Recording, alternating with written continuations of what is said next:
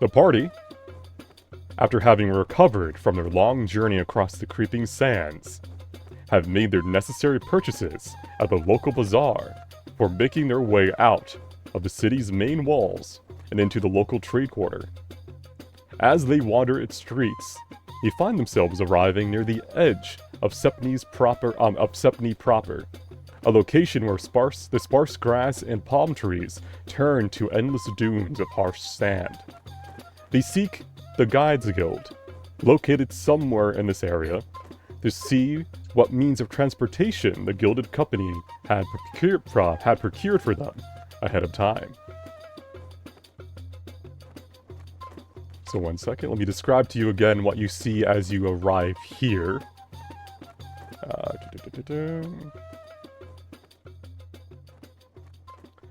Alright, immediately to your north, you can hear and smell, but not as bad as you would imagine, a stable.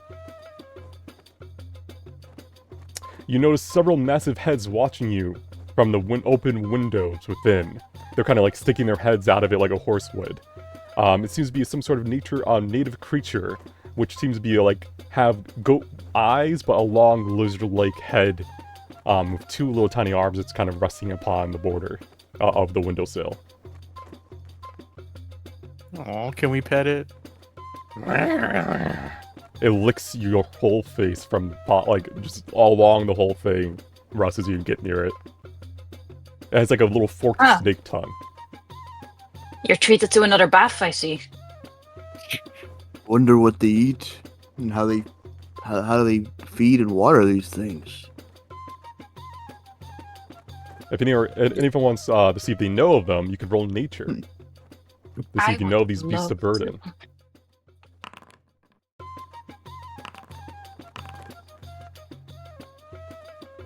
Alright, Gluggle, you know for sure that these are Rathinos. They are a beast of burden native to this area, Yun and the Golden Plains to the east. They are usually used for transportation, towing carts around, or tilling fields. In this location, with how they're dressed, they're most likely used for transport. They're very strong, similar to the strength of a bull in real life, and agile. They're able to move around the sands quickly, and if they're not tethered, they can leap long distances and stuff like that. Very useful creatures. Are they carnivores? They are opportunist omnivores. They will eat meat, but they can get by eating local grown grains and grasses. So they're the type that, if given the chance, they will eat people. They will eat people if given the chance. But if they've been tamed and trained, they won't. But yeah, they use them like land horses. They're like a pit bull. Yeah, each time you go by one of the windows, Russ, they just go. I must greet each and every one of them. At the end, I'm just dripping. Literally drenched in saliva. Oh. I'm gonna shake like a dog. Sorry, Zen, or Zevin. And random stranger. Oh, what is this? A blessing. He's on a date with his wife, and now he's just covered in saliva. Liquid. It is water. Blessings. Smelly water. Mara looks at one of the mentee in front of this building. Mm-hmm. As you approach, you can see that it has the sigil of the Guides Guild, which you would have known, given how you all worked with a guide for literally a month. Which is pretty much like a circular path with a navigational thing in the center, almost like a compass, but the path is made out of stylized footsteps. And as you approach the mentee, you don't really see them be too bothered by you. They're not guarding it actively. They're kind of this is where they're posted for the day. They're just making sure you don't cause any trouble. Mm-hmm. Kavros is going to walk up to one of the mentee and ask something he's been curious about. He's going to look down at them and be like, how does one become a guard for a place without a structured government? We are people who care for our community. It is more of a volunteer position than an officially paid and, sponsored one. However, those with wealth do give us equipment and gear and overlook our food and housing. Out of He's character, gonna- that sounds like it's really easy to be corrupt. Yeah, he's In gonna most nod and be like, most cultures, yes. he's gonna nod and just be like, the barons are not so different, but we don't have quite the structure you have. And he'll just nod at you. Mero, as you open these doors, 1 second. Mhm.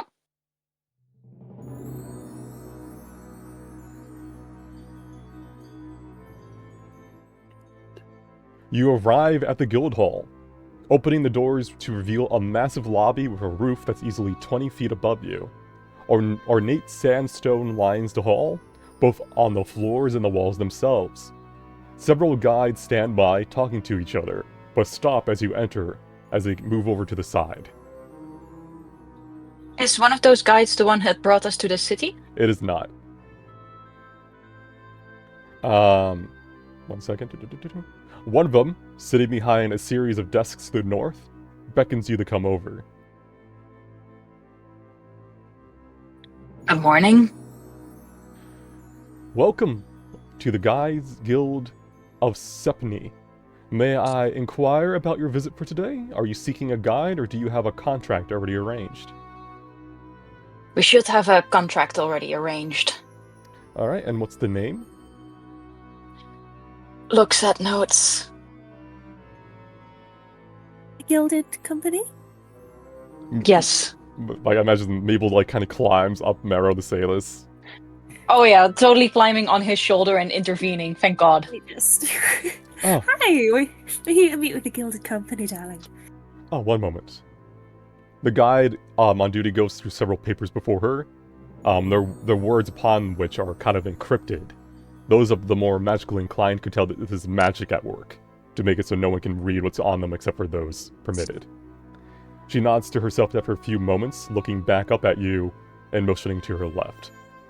Your contract is valid, good travelers, but the guildmaster wanted to meet with your representative personally to go over the fine details.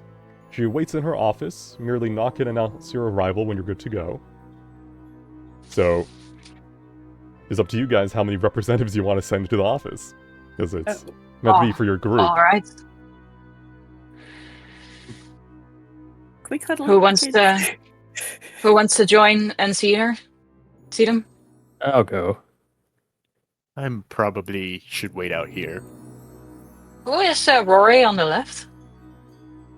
As you Oh. approach the door, you notice small eyes looking down at you from a bookshelf above you. They seem to be a fairy, wearing the guild's colors. They lock eyes of yours before giving you a wide grin and little wave before they crawl backwards out of sight. Maro waves back. He's grown fond of tiny creatures, hanging out with Mabel. Pokemon trainer. He knocks the door. It's a curtain, more so. Oh, then he knocks the side of the curtain out of politeness to announce arrival.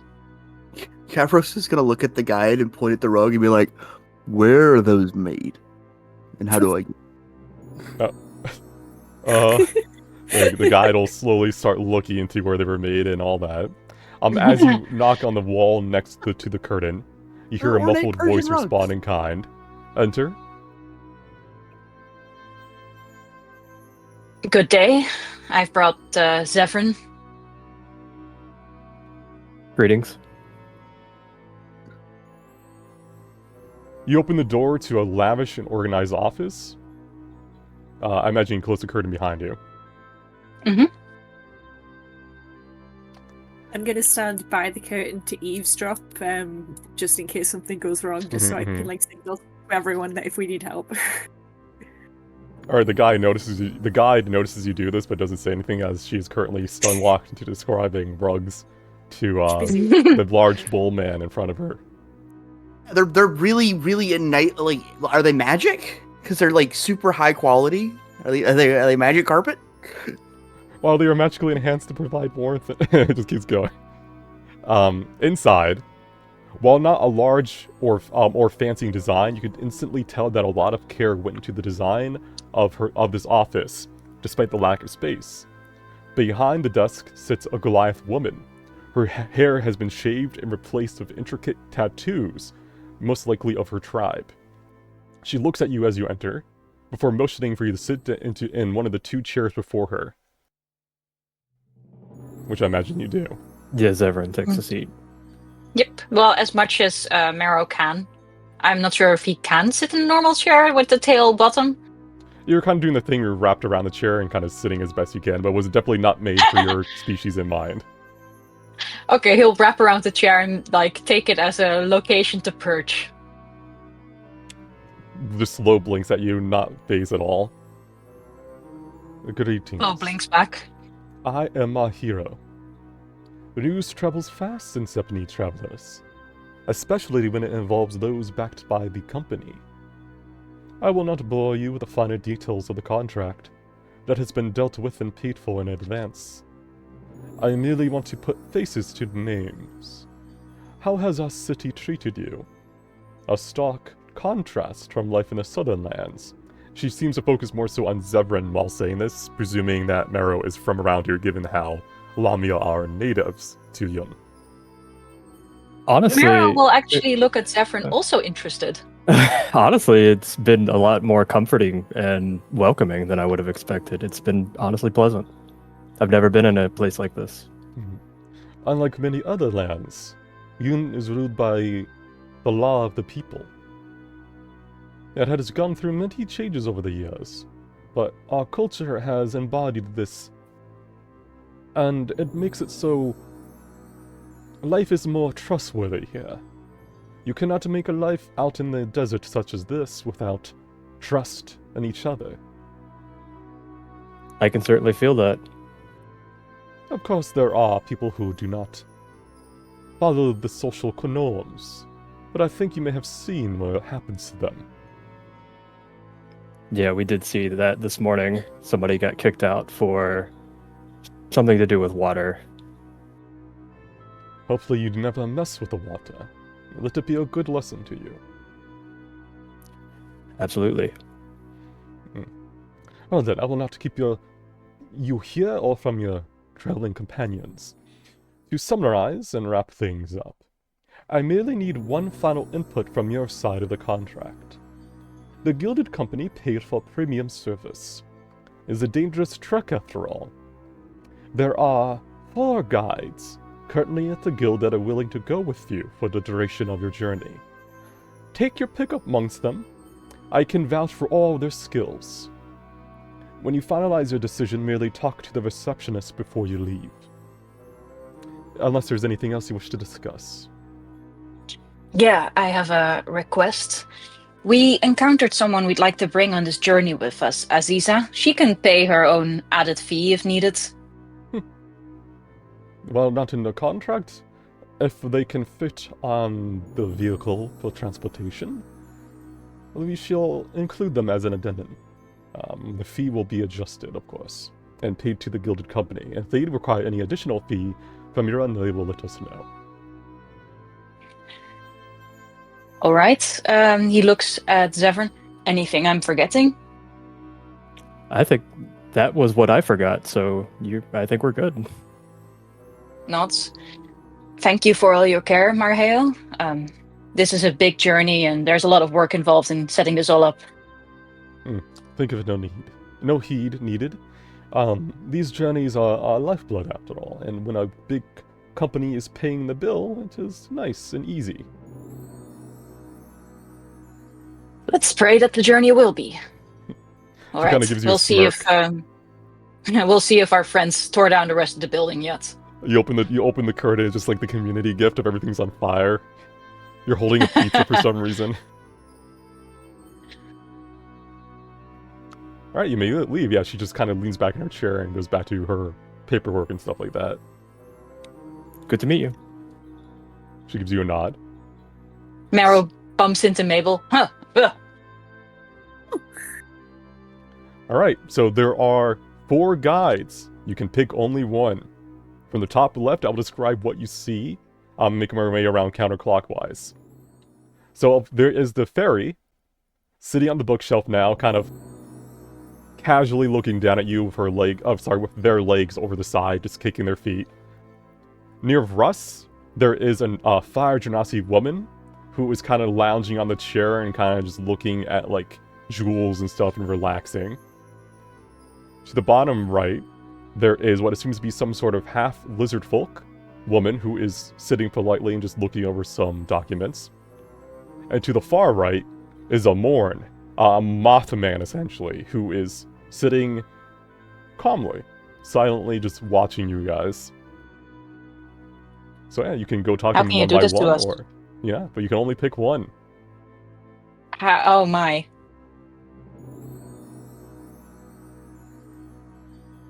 Lara, do you want to go talk to the serpent lady? Can do. I mean, I presume Yeah. we should probably start with the fire genasi, given how Russ is sitting next to her. He's been Yeah, so just out politely. there like, just let me sit over here. I grab them all and run out the door. wait, that's not bleak. You jam on a Pokeball. It's like one Pokeball, 4 Pokemon inside. Alright, but given how Russ would not have known this was one of the guys he was to hire, we'll do that little RP real quick as Zebrin comes over. So you sit down, there's enough room where it's not too uncomfortable, Russ, but she'll kind of look over at you, look you up and down, and say, "Traveler, eh?" Yes, let me rest my weary bones. This is a cushy chair. It I is, want to isn't take it? this.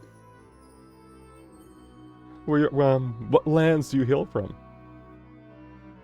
Oh, here and there, whither and fro. I've never been Wither. I have been Road, though. Oh, you just have to go whither. Because if you don't go whither, you can hardly say you gone fro. Well, tell me more. He's on closer. Well, see, when you wither to the west, you kind of go fro from the east. And then, you really gotta travel up and down. The sun is always bright. The sun will come out. Oh, Zevron, are you just watching us? Huh? Yeah, this is I where guess, Zebrin yes, I was approached. watching you. I was just Oh. listening. How'd it go? How'd it go? Everything is good in order. We just have to pick our own guide, and I believe this person here is one of the guides. Yeah, the air we have the genasi, option. the fire genasi woman kind of gives you a little tiny toodaloo hand wave, like, "Hi there, Seed. At your pleasure. My name is Zevran. If you're looking for a guide, look no further. I know these lands like the back of my hand." And she kind of like leans back in the couch with like both arms like kind of on the back of it.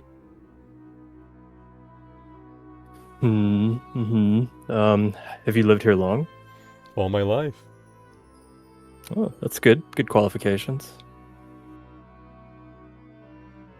Avros is kind of gonna snort and be like, he's gonna lean over at Zevran and whisper, "Too confident." I was thinking the same. He's gonna walk away.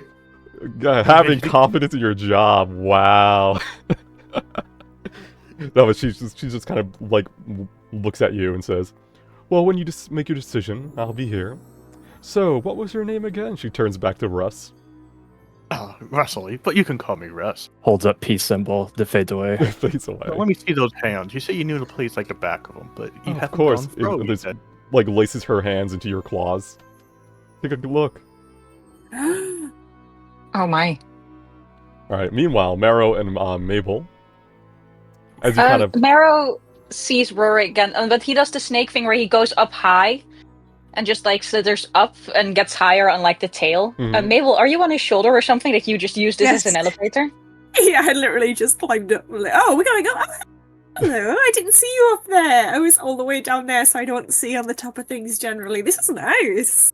So this this fairy is around like a foot tall, very tiny, even tinier than Mabel.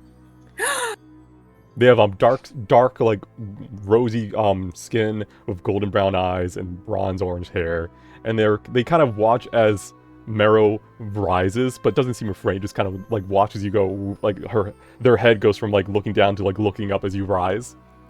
Oh, hey there. You are very small. I am a fairy. Ah, fascinating.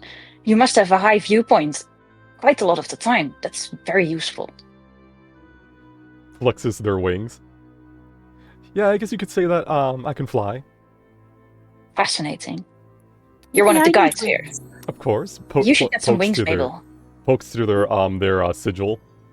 Like the little tiny like clip. Brooch essentially. Huh. So I overheard your conversation. Kicks feet. You want to hire me? I mean, you seem excited. Have you been to the cube before? Nope, but I know how to get there. Ah, good enough for me. I haven't been there either. That's all we need, just directions, isn't it? Well, guides do more than directions, Mabel. And, I know my way around, and guess what? But I pack fairy light. we'd be hiring a guide and a comedian. I should cancel the BART then. And not only do I take up less room, I also need way less food and water. I'm the ideal guide for any party. I mean, I'm sold. I mean, we need to discuss it with the group. It's nice to meet you, Rory. You too. I'll be here. Slithers down, bringing Mabel with him. See, that's my problem. I'm small, but I'm just like ankle height. I think if I had wings, then I'd be able to... What if we grow your ears very big and you could use your ears as wings? Do you think that's possible? I don't know, there's a lot of weird magic out there. That's very true. Alright, Gluggle, as you and Zevran start making your way over to the Morn, he seems to be in some sort of meditative trance, and his eyes are like white and shaded, and when you approach he kind of blinks and returns to having his pale gray eyes that are normal, like, of hue, and he looks at you. Can I help you? Wake up, we've got company. Yes, I think we are talking to the different guides, and you are one of them, apparently. Hi. I'm Vorin. Pleasure to meet you, and I just kind of like hold out my hand, but the hand is facing the wrong way, so I just kind of twist it round again, and then... He'll look at the hand, and then he'll like raise his out from underneath his large cloak. You can see that there are some like tufts of fur on his hands, and it has more like claw-like features. But he'll shake your hand. Well, I know my way around the sands, and I'm good at my job. If those are the only requirements you need, I'm your Morn. You have any special skills we should know about? If I die, I'm not dead. Well, that is very convenient. How does that work? Looks like up at the sky for a bit, like through the windows. Death has no claim on us. For a time. So his special skills, he speaks in riddles. True, but the whole not dying thing also seems pretty, beneficial. Although I guess more so to him than to us, but still. How common are Morn? And you not that common. They're more common down in this in the Drenix area where Morn is. Their people are mainly from their own country, but they'd have spread out across the lands for over generations.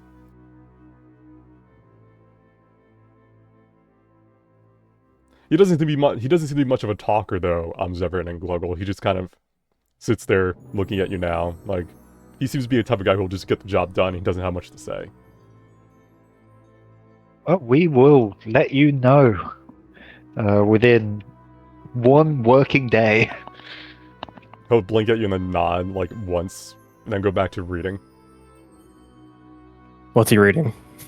Do I notice it? Do I recognize it? Let's see. Roll me a perception. Let's see what you get.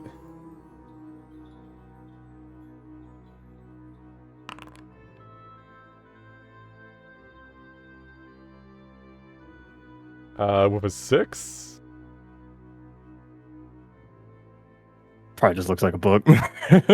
Generic book. Call of the Wild. Ooh. You don't know what it means, but that's what you think you see. Okay. Interesting.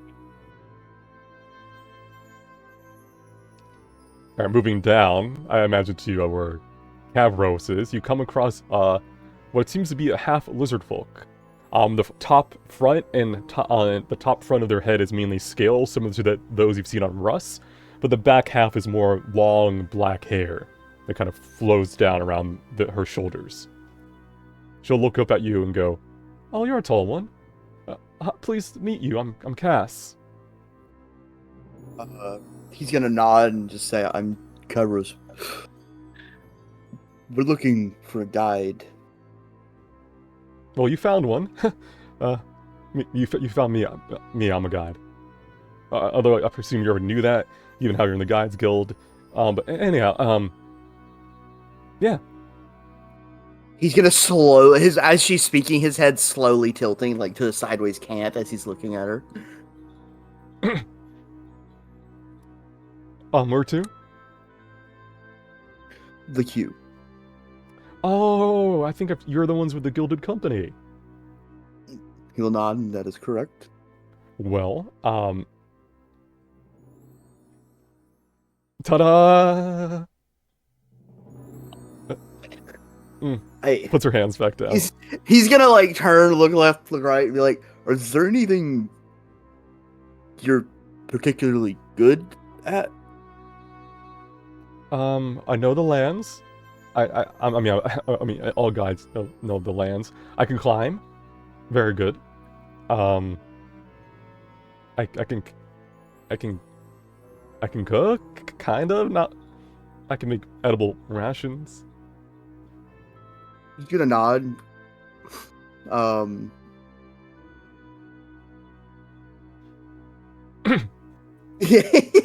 Right. He's gonna nod. And he's gonna turn around. He's gonna look at the other group.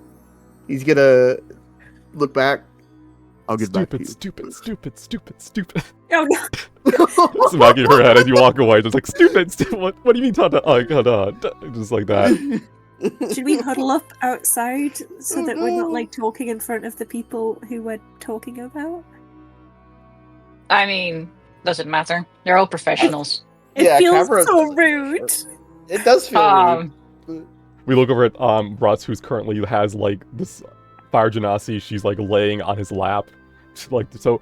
Oh. And like just kind of looking up at him, saying, "So tell me more about this act you do. You say you eat? Like, what do you eat?"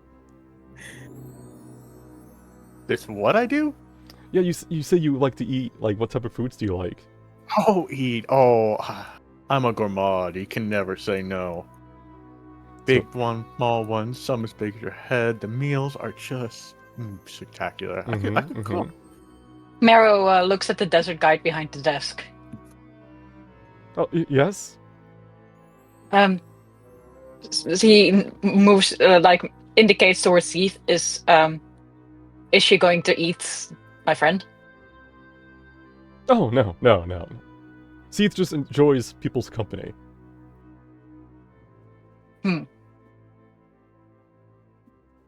So, who would you bring to the cube? They're all skilled guides, some of our best. I mean, you can't go wrong. I guess it just depends on who you want. Customer service answer. They'll probably be with you for weeks, if not months, so you might want to pick someone you get along with, I guess, if they're all kind of similar skill set. I'll give you, like, 4 stars. Out of what? Out of what? Don't answer that. I say. All right. Do you have a preference for a guide? Russ, leave the poor woman alone. She's far too young for you. She's like scratching the bottom of Russ's like snout, like his jaw. You take very good care of your skills. Oh yes, he is Pumas. All right, we've lost Russ. Let's go. Yeah, Cavros is gonna kind of like say to the group, it's like they all seem to be of comparable skill set from what they've said. It's all it seems to be about temperament. Keep If we scratching want, right there, that's a good flat. I like the fairy. I like small creatures. Yeah, she's lovely. temperament is important when shit gets serious. I mean, they seem cheerful, and to be honest, like our last desert guide got swallowed and almost eaten. So it is just about directions. We can protect them if we need to, and also like look at Rory. If something happens, they can just fly out the way. Kind of what I was thinking. Watching the last guy get dragged down into the depths was not fun to watch. At least if she could fly, she can defend herself like that. Well, it turns out this guy Voran, it doesn't matter if they die. They can die as often as they want. Is the impression he gave me. Can I roll? Would I know about Morn? You can roll history. It'd be a tough DC for you because they were isolated from your country, like your area by Sitson. You do know that they have a connection to death. You don't know how often they can die, but you know that they're very resilient. Yeah, He's completely immune to death. That's what he told me. Yeah, Cavros is gonna be like, yeah, I've smacked one down before and they got back up when they shouldn't have. So I believe him. Sounds like a sales pitch to me. Okay, so we've got a fairy, an undead. How was the serpent lady? What's she like? She's. I feel like she's new, or she is quite awkward. I assume she will be better when she is in her element. You all do the thing where you look over at her at the same time. Yeah. 100%. She's sitting there she's sitting with her hands in her lap, like very awkwardly. She sees you all look over, and she kind of jumps a bit, like oh, and then like gives a very awkward wave, like oh god, they're talking about me. He's gonna give her a thumb. Cavros is gonna give her a thumbs up just to be encouraging. Gives a thumbs up back. She's very skittish almost, but I don't know if she will be more at home in the sands, which I don't really want to find out when we're lost. So. To be fair, being nervous in the sands is a good skill. It's wanna have a vote? I think if we take Seath, we never see Russ again. So, is it? Have we narrowed it down any? I would rather it be Roar or. I would vote for Rory. Rory. If you hire me, you can call me whatever you want. Wait, are we voting on something? Wasn't paying attention. Yes, Russ, can you... I tried to get you over here, and you talked about eating me. So, I'll be... Toodaloo. Well. So, I think we got a good candidate over here. Yes, I'm sure about that. He's gonna look at Russ and be like, "Did you speak to any of the others?" I listened in.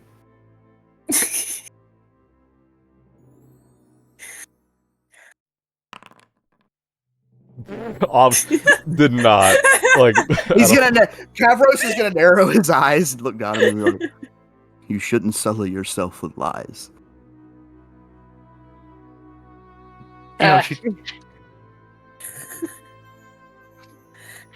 Fair enough. Anyway, let's put it up to a vote, shall we? Yeah. What's a good way to vote? 1 second, I think there's actually a command for this. I haven't used it in so long though. Ooh. Fancy. Alright, give me a second. Let me type this out.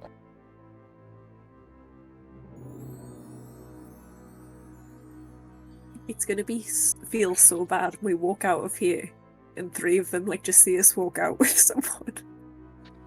You know, you care too much about this. It's just this is all business. This hurts me. As someone who's had to run job interviews, I hate it. It's so bad. It's scary. Oh my god. Who is the guide of 2025? Please cast your vote now. That's really nice. I wonder who voted for Seed. I wonder who. Votes are in. 5 for Rory. 1 for Seath. 1 for Cass. 0 for Vor. Oh, Ah. Yeah, we already have too many demons in our group. who? Can't deal with undead. Looks pointedly at cursed armor. The armor Valid point. rotates the head 180 degrees to look back at you. Shudders. You hear Cass in the background going, they give me a thumbs up, that's good, right? That means I'm in, right? I got the job. Okay, good, I need to pay the bills. No. Oh no.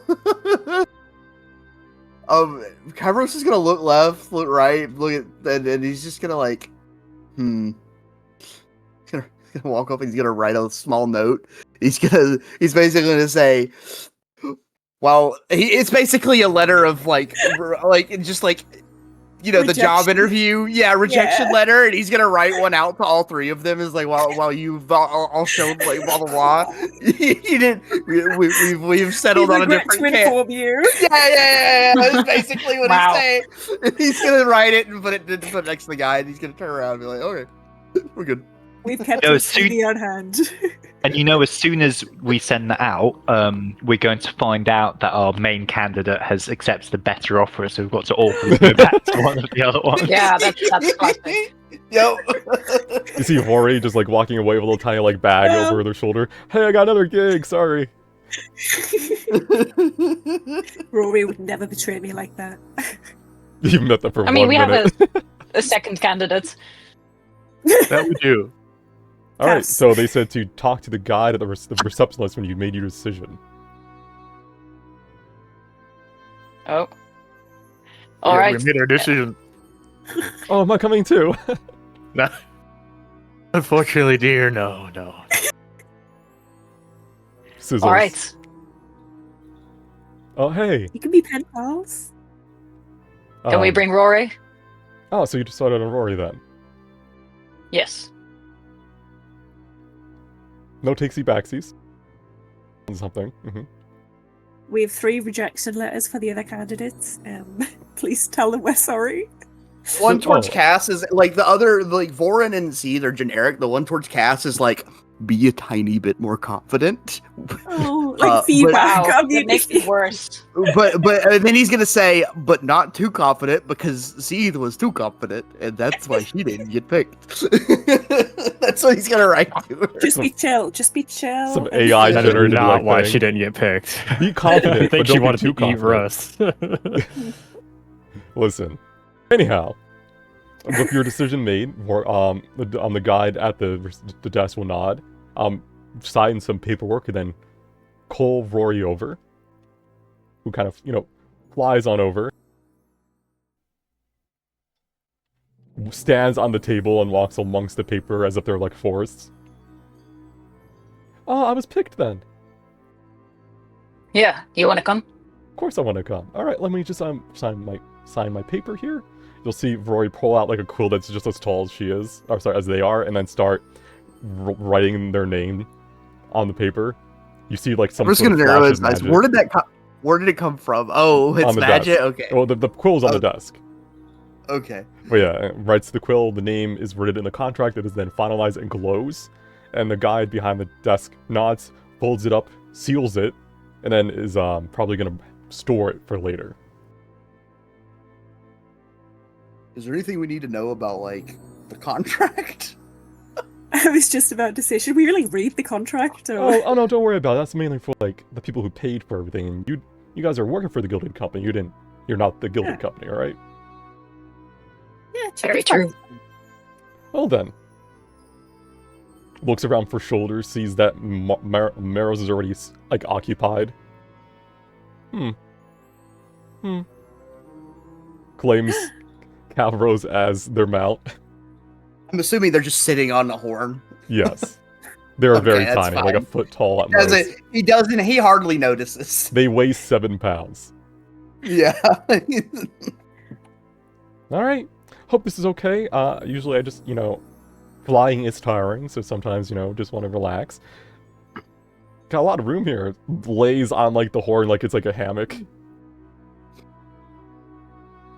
It's if we run into a mess that might become a hazard zone, just be aware. Oh, I'll be fine.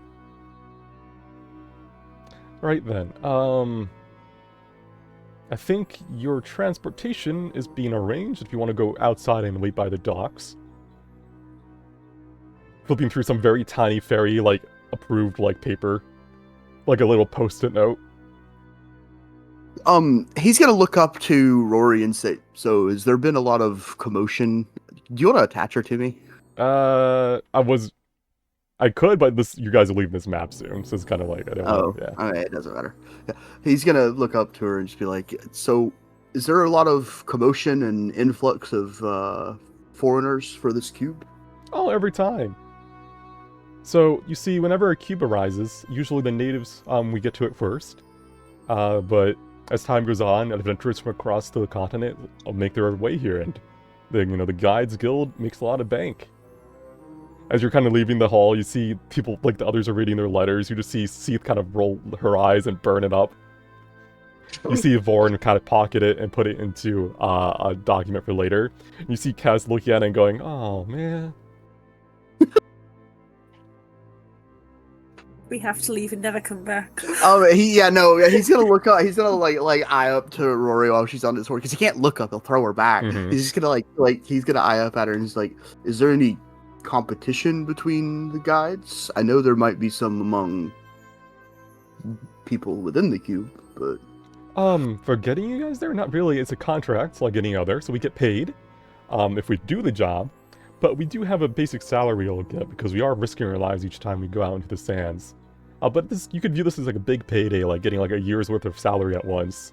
So it's actually kind of nice. I could buy so much food.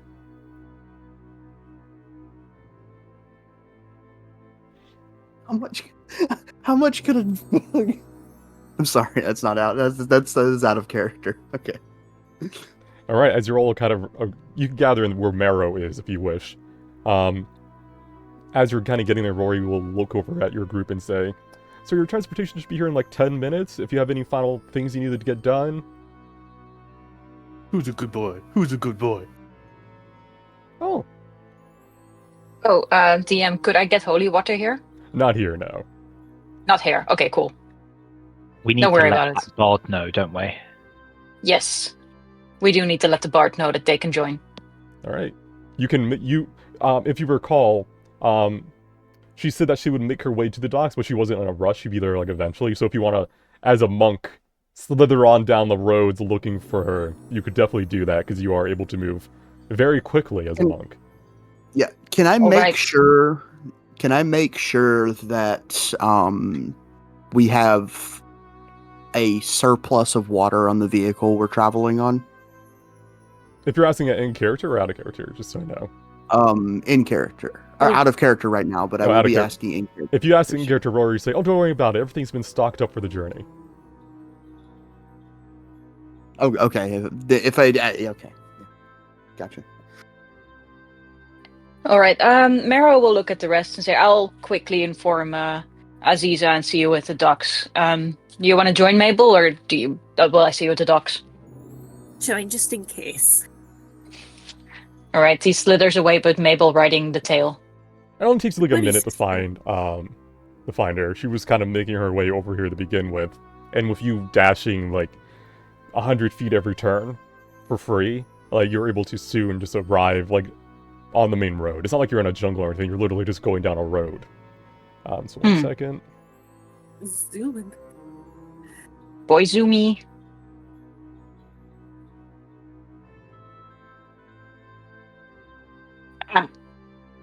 Good. We run into you. Oh hey, I was just making my way to the docks, see what happened, if everything was okay. The guildmaster agreed to you joining the trip. Oh great. So I have everything here with me. So when are we leaving? And 1 second, as she asks that.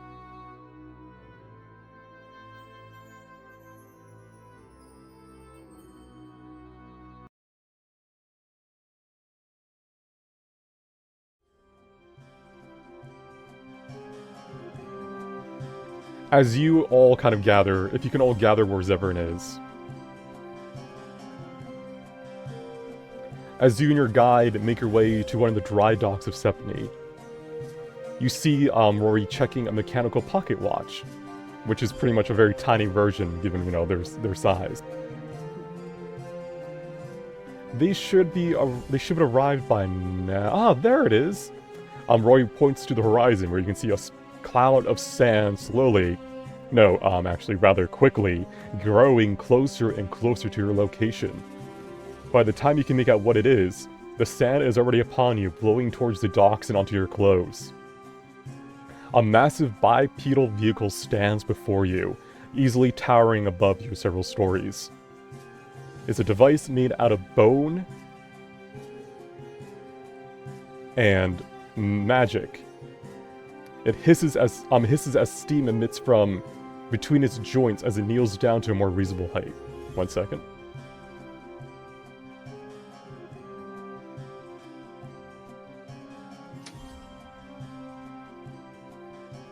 Avros is gonna kind of look up at it and go, "Oh, wonderful! What a way to reach our destination." It is unlike anything any of you would have seen, essentially. Mero, you may have heard of him, but I don't think you would have had the privilege of seeing one before. Huh. The Gilded Company truly is giving it all. Like, paying the good bucks. Can I roll? What is our company? What is the Gilded Company? Can I roll for that? What is? Yeah, sure, roll history. But as you're thinking about, who we're working with, you see a few moments later, you spot a furbolg man standing upon his deck, a wide grin upon his face as he leans on the railing to look down at you all. Sorry, final checks took a bit. You're the ones the boss hired then. About time. Get on board so we can get off. Talking could be done on the way. And because it's knelt down right now, you can just kind of get on top of the deck from going through the sides. If you're natural 20, one moment.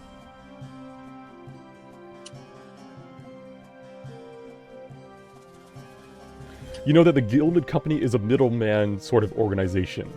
They are not necessarily from Yun, but they work with the Yun major Triarch trade houses to promote trade between and within the country. Their profit is mainly in buying and selling of cube artifacts and the sponsoring of adventurers and promising adventurers to do so.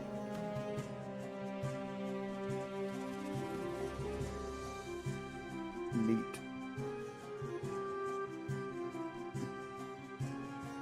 All right. I knew they were good, but this is a bit much. As this furbolg goes back inside, you'll see. 1 second. Them like reappear in some sort of cockpit of sorts, wrapped around in glass and bone. Your guide, Vori, has a few is seen inside of them talking before appearing back on top of the vessel. As this device starts to hum as it starts back up, steam hissing from it once more as it stands up and makes a swift departure from the dry dock. The wind and sand blow violently against you all on its exterior deck as it runs through the sands of you have no concerns at all. So 1 second.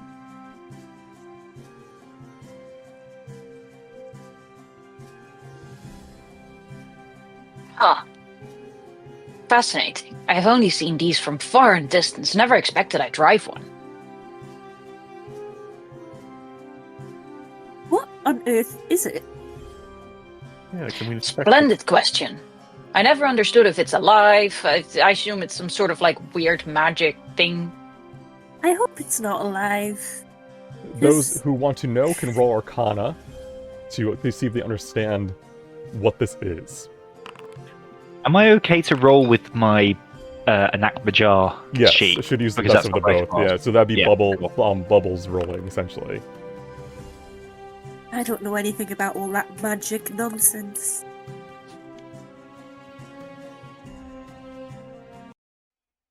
Oh, sorry.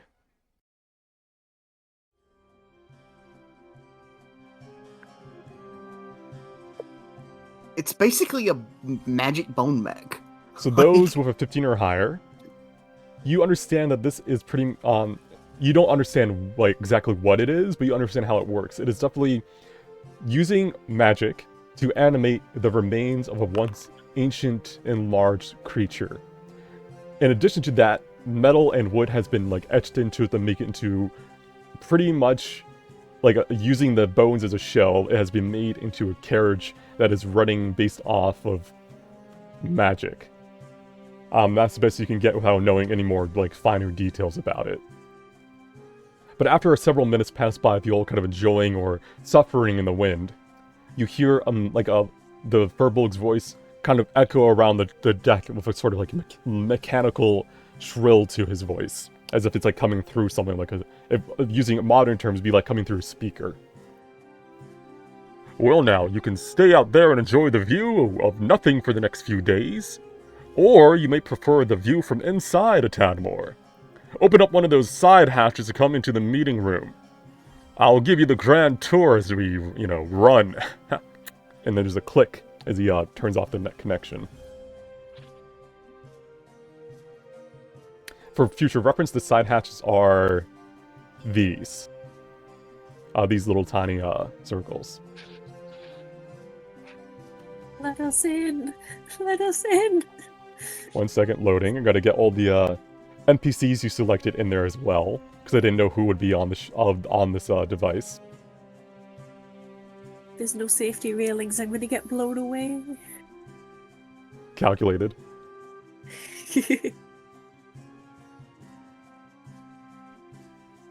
Alright. As you climb down one of the side ladders and into the interior of the runner, which we'll soon learn the name of, you note that despite the violent running of the vehicle, there isn't as much shaking going on inside of it that you would have expected. At least not as much that would cause you to lose your lunch. You stand in a compact meeting room of sorts. The exit of the runner is to the north, on the ground floor, sealed behind a vault-tier door of adamantine and bone. A staircase leads up to a smaller platform overhead, most likely leading to the pilot's chamber. An ornate and soft rug sits upon wooden planks, upon which is a round table with 8 chairs seated at it. Your guide and Aziza are already there, sitting upon one of the seats as they look over, papers or, tune their instruments and get used to being inside of this thing.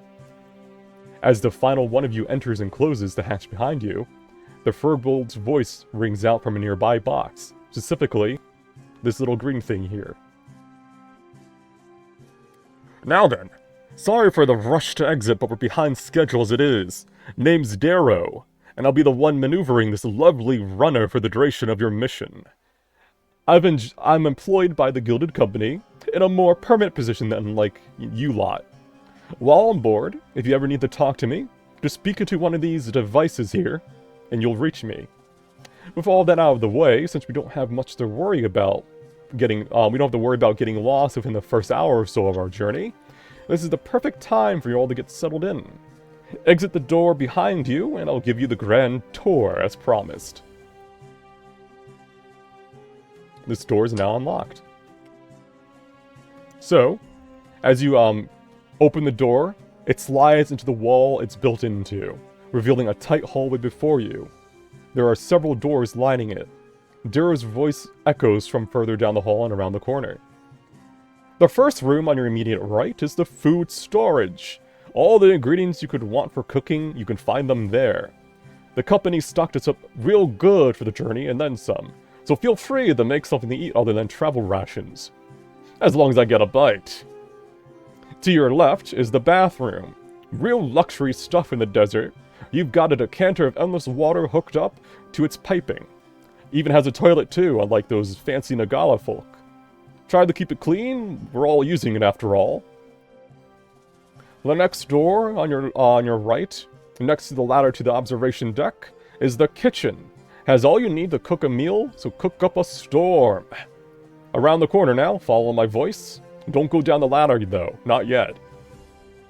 Ooh. Now I want to go down the ladder.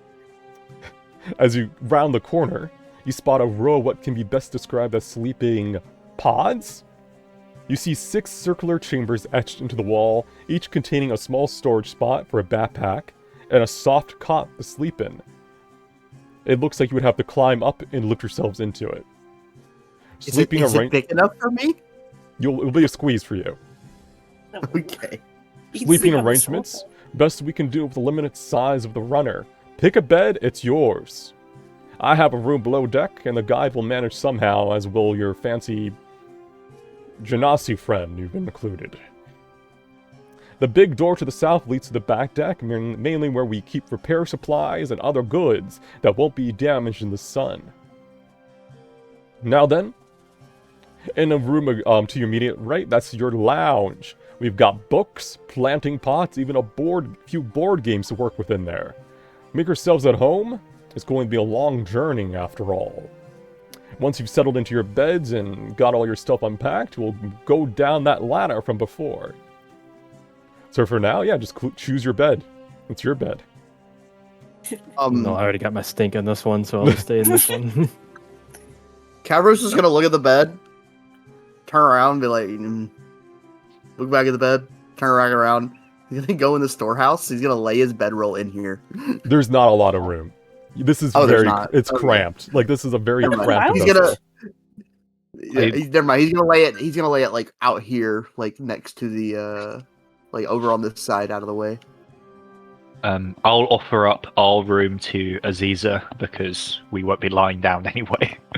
We have Alright, two spare rooms then, so. Let me write names down. You label the I wanna- beds. There will be overflow of tail from Marrow's one. Just the tail is gonna go. The door's open. It's in the hallway. Anytime that Severin wants to go to the toilet, he is going to trip over that tail. You can RP amongst yourselves while I get the names done.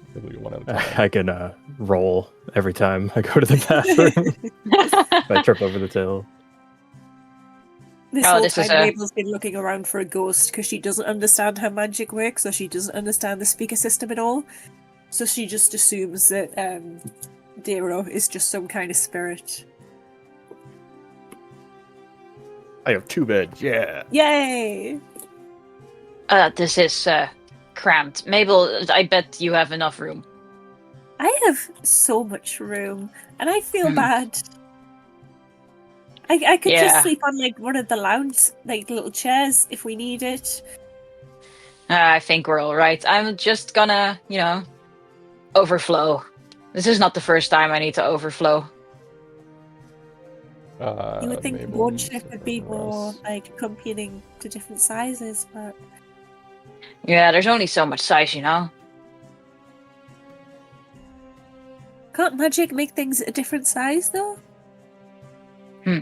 Often it's temporarily and it needs some sort of conduit or something that gives it energy. Just like you need energy every day. That sounds exhausting. I mean, I already have to carry around so much cheese for energy. Can't imagine how yeah. much cheese this thing takes. I know, you can ask the captain how much cheese this thing eats. Okay, hello? So you figured out how to use the fancy speaky box. How can I help you? How much cheese does the bone ship eat? Do you mean how much cheese is on it for you to eat, or? No. So the bone ship obviously uses cheese, right? Obviously. No. Who told you that baloney? Oh my goodness, how would it eat? It doesn't have a stomach. It's only bones. How do bones eat? Are you okay? It sounds like you're having an existential crisis going on there. How does it move if it doesn't have feet and like muscles? Surely it needs muscles. Where are the magic muscles, Mr. Man? Mabel. Shall we have some bread and cheese and think about something else? Cavros is just gonna look at Mabel and just be like, magic. It does weird shit. And as he says that, he's gonna prestidigitation to make like sparkles fall around his horns.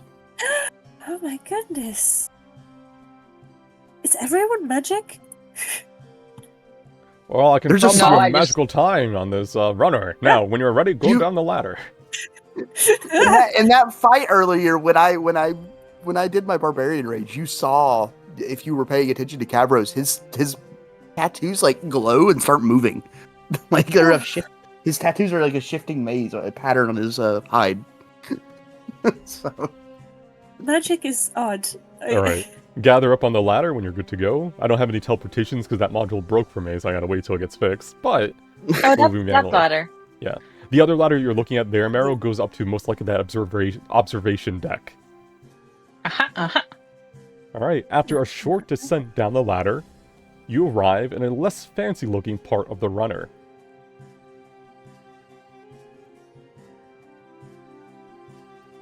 The floor is made out of metal, and a great humming can be heard from the north, although it's a little bit muffled right now. Welcome! Something in me expected you to say that the floor was made out of cheese. No, the moon's made out of cheese. Anyhow. Cheese all the way down. Welcome Is to it engineering. Let's start with the crafting chamber to the south. It's got everything you can need here: a small portable smithy, metalworking supplies, alchemist tables. Company wanted to make sure you could make and repair anything you needed from your cube explorations on your way over and during your stay there. Huh, Bubbles, that's actually Bubbles, very wake up. thoughtful. Bubbles, look. Bubbles just kind of like blows bubbles while sleeping. I'll tell you about it later.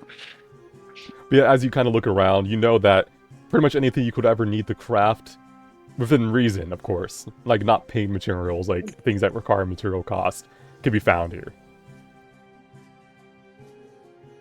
Marrow, as you kind of look over there, you also see that there is a washing machine, or something similar as we know it. There is a basin for washing your clothes with water from the tap from above. Wow. There's a little tiny basket of clothing, and there seems to be some sort of device that, based on the signs on it, can dry your clothing for you instead of having to do it by hand. What do I roll to figure out how sophisticated the water management in this machine is? Arcana. Unless you're trying to do it mundane, then it'd be history, but using the same roll, you got a 7. It's fancier than anything you've seen at your commune or elsewhere. It's plumbing. Marrow's brain is just broken. This is incredible. Alright, when you guys are ready, gather by the door to the north. I've never seen Rust, have you ever seen anything like this? I don't think so. Like the way, like, I think there's only so much water on this that they must recycle it somehow. I've never considered using magic for things like this. some of the matrons in my tribe use magic to clean things. It's not uncommon, but this is different. So He Russell, said the shower had an ever water thing. What's going on? exactly, there is a decanter of endless water, which you can tell with that 21, of course.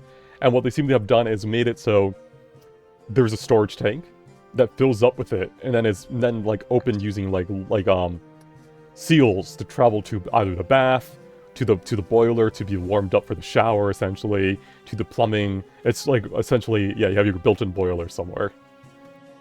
Impressive, impressive. I mean, I just, when I travel normally, I just don't wash, you take a sand bath. It's alright. Yes, but you have to be civilized when you go up into the sounds. They don't appreciate it like we do. They don't really understand, like, the proper scrubbing under the scales. Like, water just makes my scales feel soft. As you're saying this, Cavros, you're able to open the door to what appears to be some sort of heart or chamber of energy. You hear from the box to the right as you enter, Dara speaking, and he says, "Welcome to the heart of the runner," literally. It's powered by a mixture of cube magical devices, as well as protected by a large languorous crystal, so the sands won't eat us up at night. My room is connected to it, nothing special in there. It gets really hot in here during the day despite all the magic though, so be warned ahead of time. And as immediately as you enter, Russell, you can feel like it's like 10 degrees hotter than anywhere else in like the runner. And that's your tour. Gotta focus on keeping this runner from falling into a pit or getting jumped by some beasts, so that's it from me for now. But don't worry, we got around a whole week ahead of us, so we'll become the best of friends by the end of it all. For now, make yourselves at home. Roy, come up. Yeah, I need your guidance. You're already here. What the? And then he just kind of cuts off the box. Yeah. You can look around the heart of the runner if you so wish. Ha! Fascinating. We see if we Surprised can- they allow us in here. They're probably boarded up. I mean, we are Okay. paid. We're not like just random guests. We're employees. It is a lovely tour. Zevran, something familiar to you is to the north. It's up to you if you wish to investigate it or keep it to yourself. I'll investigate it. A strange I'll be device. subtle about it. Yeah. You're kind of like looking around at it. A strange device is connected to the runner. Zevran, roll me investigation with advantage. But even if even depending on your roll, this is just an added bonus. You're going to know a lot of this just innately. Yeah, so innately you know. This is a moonbroke, a teleportation device from the height of the Imperium. And it was also usually designed to work at a set location. They're never meant to be on the move like this. It appears to be, though, Interesting. despite its age and damaged stonework, like all the other moonbrooks, since the fall of the Imperium, this seems to be the one in the best condition you've seen ever since the fall. As if someone was repairing it. I wonder, where did they find this? As Right, you kind Just of, lots kind of of things. examining it. yeah, as you and near it, touch especially as a it. star elf, you can feel the residue of what was once the harmony that would have connected you to it from just being an elf back in the height of Imperium. You can feel it. It's like waking up from a dream. You can feel like the fragments of what this used to have, what it used to be able to do for you. You're not able to actually manipulate it, at least not yet, but it is definitely like you feel a connection to the old days, the old times, when your people ruled most of the continent. None. He just feels comforting here.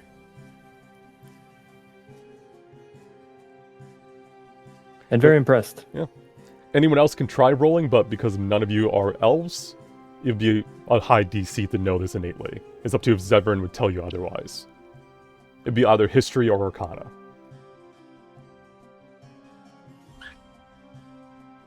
I think without Severin mention anything, Mara would just assume that this is a strange thing that's been picked up from the sands one day. Fair. That's also kind of what you would get Gluggle and Bubbles. You haven't really seen one of these or interacted with one on a grand scale ever. Same for you, Russell. It's like some kind of magic ball. Yeah. It's hard to put into words, but this is very old and very impressive that it's running. Literally, I guess. Same Literally, Gavros, you've yeah. never seen one of the Moonbrooks. Mm. At least not in this state, as repaired as it is. And no cheese. How's that, Mabel? There's gotta be cheese somewhere. I'm on to them. Alright, you guys can, you can let me know if you want to go up above deck. I can set it, I think, so you can go between them at least. What's this Guide-wise. for, dear? Knock knock. Stop moving for I a found second. this secret cheese stash. Do you wish to try unlocking it? There's a locked door right now. Yes. Alright, do you have thieves' tools? No. How do you want to unlock it then? Are you just trying to With a break down the hairpin. door? Oh yeah. No. That seems bad to wreck it. I'll just try a little bobby pin from my hair. Alright, roll me sleight of hands. Oh my god.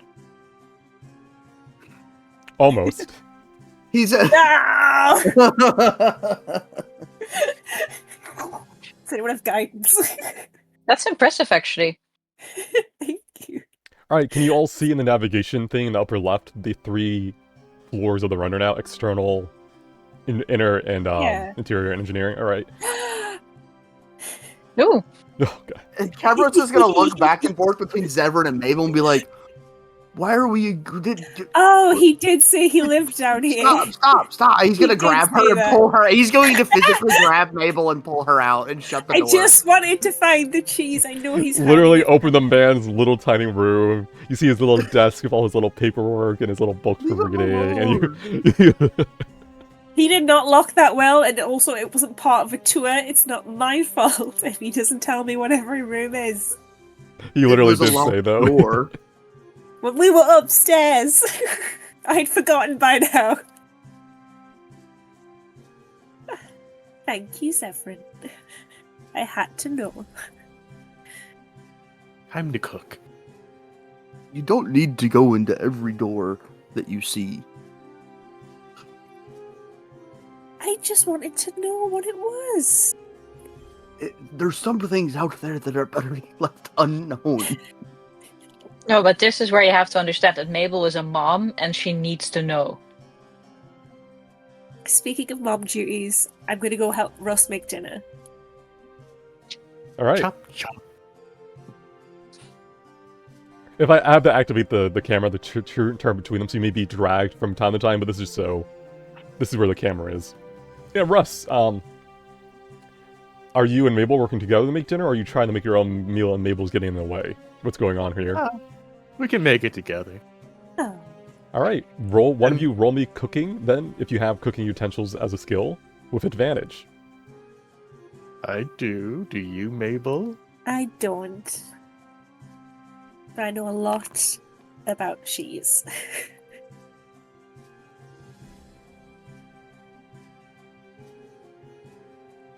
Alright, 16 is a well-made meal. It's not gonna, like, get you into a king's kitchen, but it's something that, out on the road, or in your case, the sands, probably the best you're gonna get, like, normally. So yeah, Russ, what's the meal you made? Is it more of a meat-based dish? Like, It's more of a stew. Oh, And then stew, once or okay. twice, when Mabel's, like, leaning over it, Russ just kind of gets the idea, like, I could just push her in and be extra... No. Extra meaty. In every universe. every... Wow.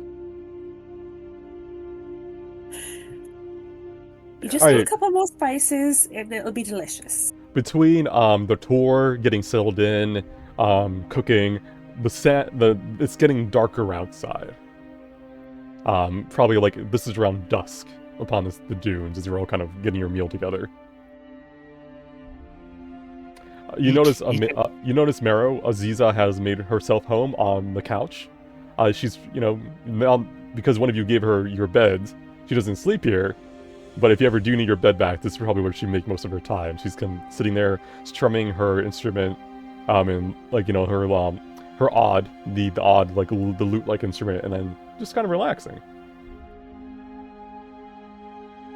So, Aziza, I don't think I've asked, what brings you to the cube? Oh well, there's a lot of people who are going to be downhearted and injured there. I figured I can practice my music there and help them out at the same time. Also, I have to say, when you said you were getting, like, transportation, I was expecting a cart, or at best a wagon. I was not expecting this. And she'll, like, motion around to, like, the whole runner. Very classy. Very good. Very nice. I have to admit I didn't expect it to be like this either, but it's a blessing. I've traveled all this way as well on foot, and that's rough. Tell me about it. And do you even have a bath? So, I mean, it's great. The bath is very important. unexpected. I'd normally say just like, sand or dust will do, but it's nice. Yeah, and she'll nod and like tune her odd again. Well, I look forward to getting to know you all over the course of this week, I guess. Hopefully I'm not taking up too much room. Let me know if I need to move or put my things elsewhere. I don't have a lot of things with me. Yeah. What's that smell? So, Smells the stew wafting from the kitchen. Russ, cooking duty. Gets in line behind Zevran. Is it a stew or is it like a chili? It's a stew. It's a stew? Okay. Yeah, everyone's just been like leaning, like observing them cook. There's an interesting thing. It's not like it's meant so you can like serve the food through the kitchen if you needed to, but it's not like obviously where you don't need the eating here. You have the meeting room, which could work as your table for eating, but it's like, a nice little, if you need a quick meal from the kitchen sort of window. Oh yeah, let's all eat round the table like a proper little family dinner. Oh boy. Grabs plate. Alright, let me gather you all here then.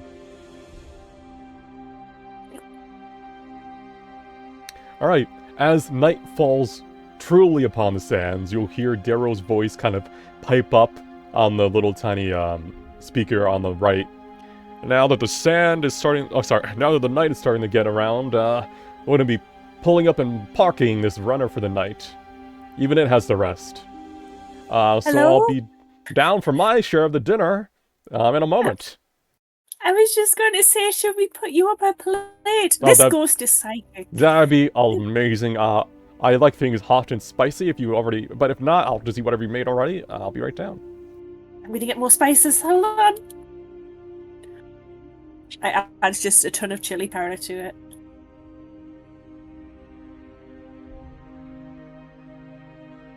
I adore Mabel's mom mode. There we go. Wrong thing. There we go. You hear hissing as the runner comes to a stop. And you kind of see it sit on its haunches, lets out a little as it stops for the night. Even bone machines have to sleep. Well, between the big guy I see, hey there. He'll kind of moseying on in next to you. He's not short himself. He's probably like 6 inches shorter than you, Cavros, but he's got like that bulkiness too. He kind of leans down, looks at the meal in front of him. Well then. Cheers. Bori sits on the table and just starts munching on like a piece of the meat from the stew.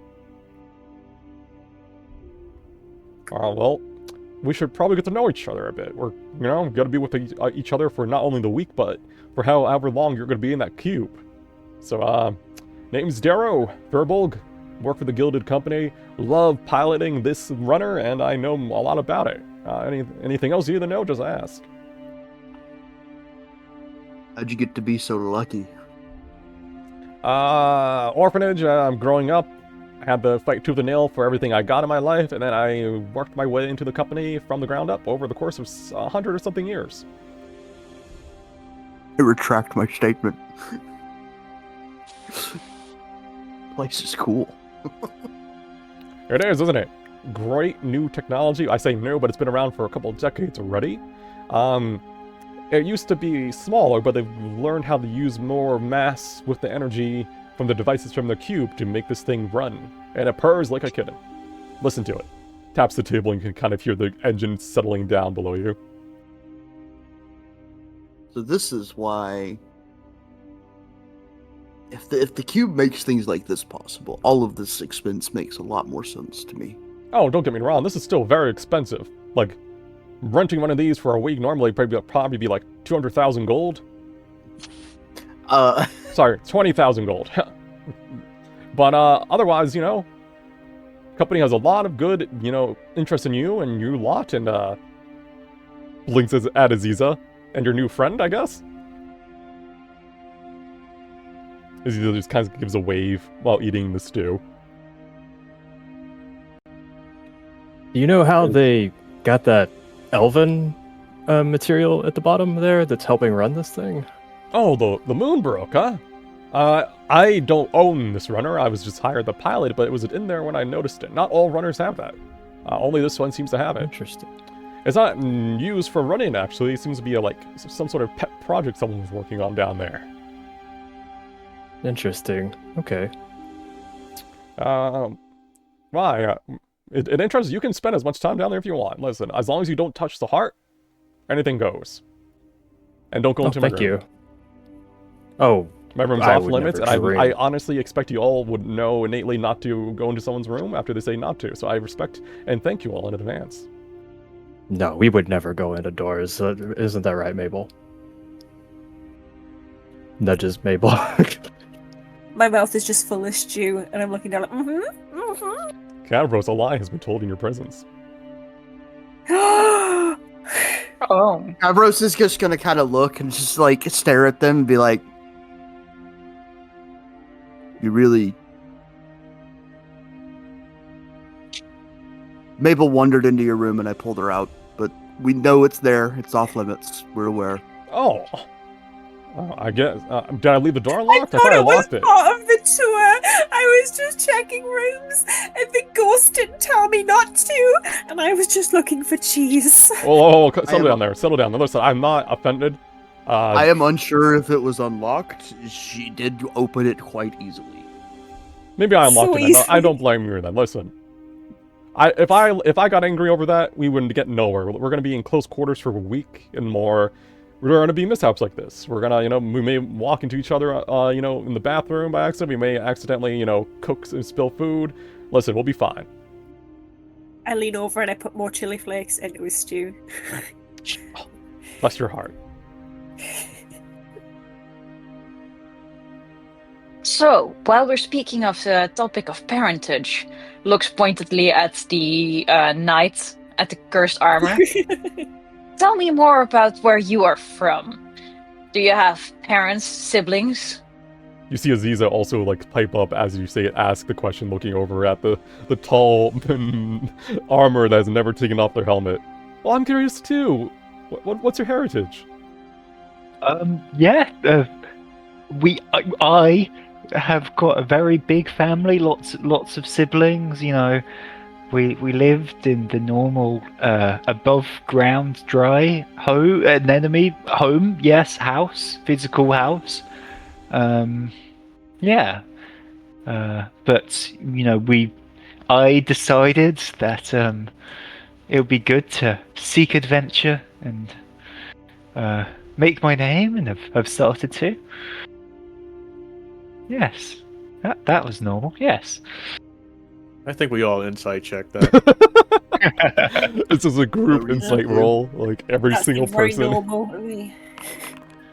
That was completely normal to me. Very good. That's so normal. What do I roll? Deception, I guess. Yeah, You I'm see not Darrow actually that good at that. Darrow's wiping a tear from his eye.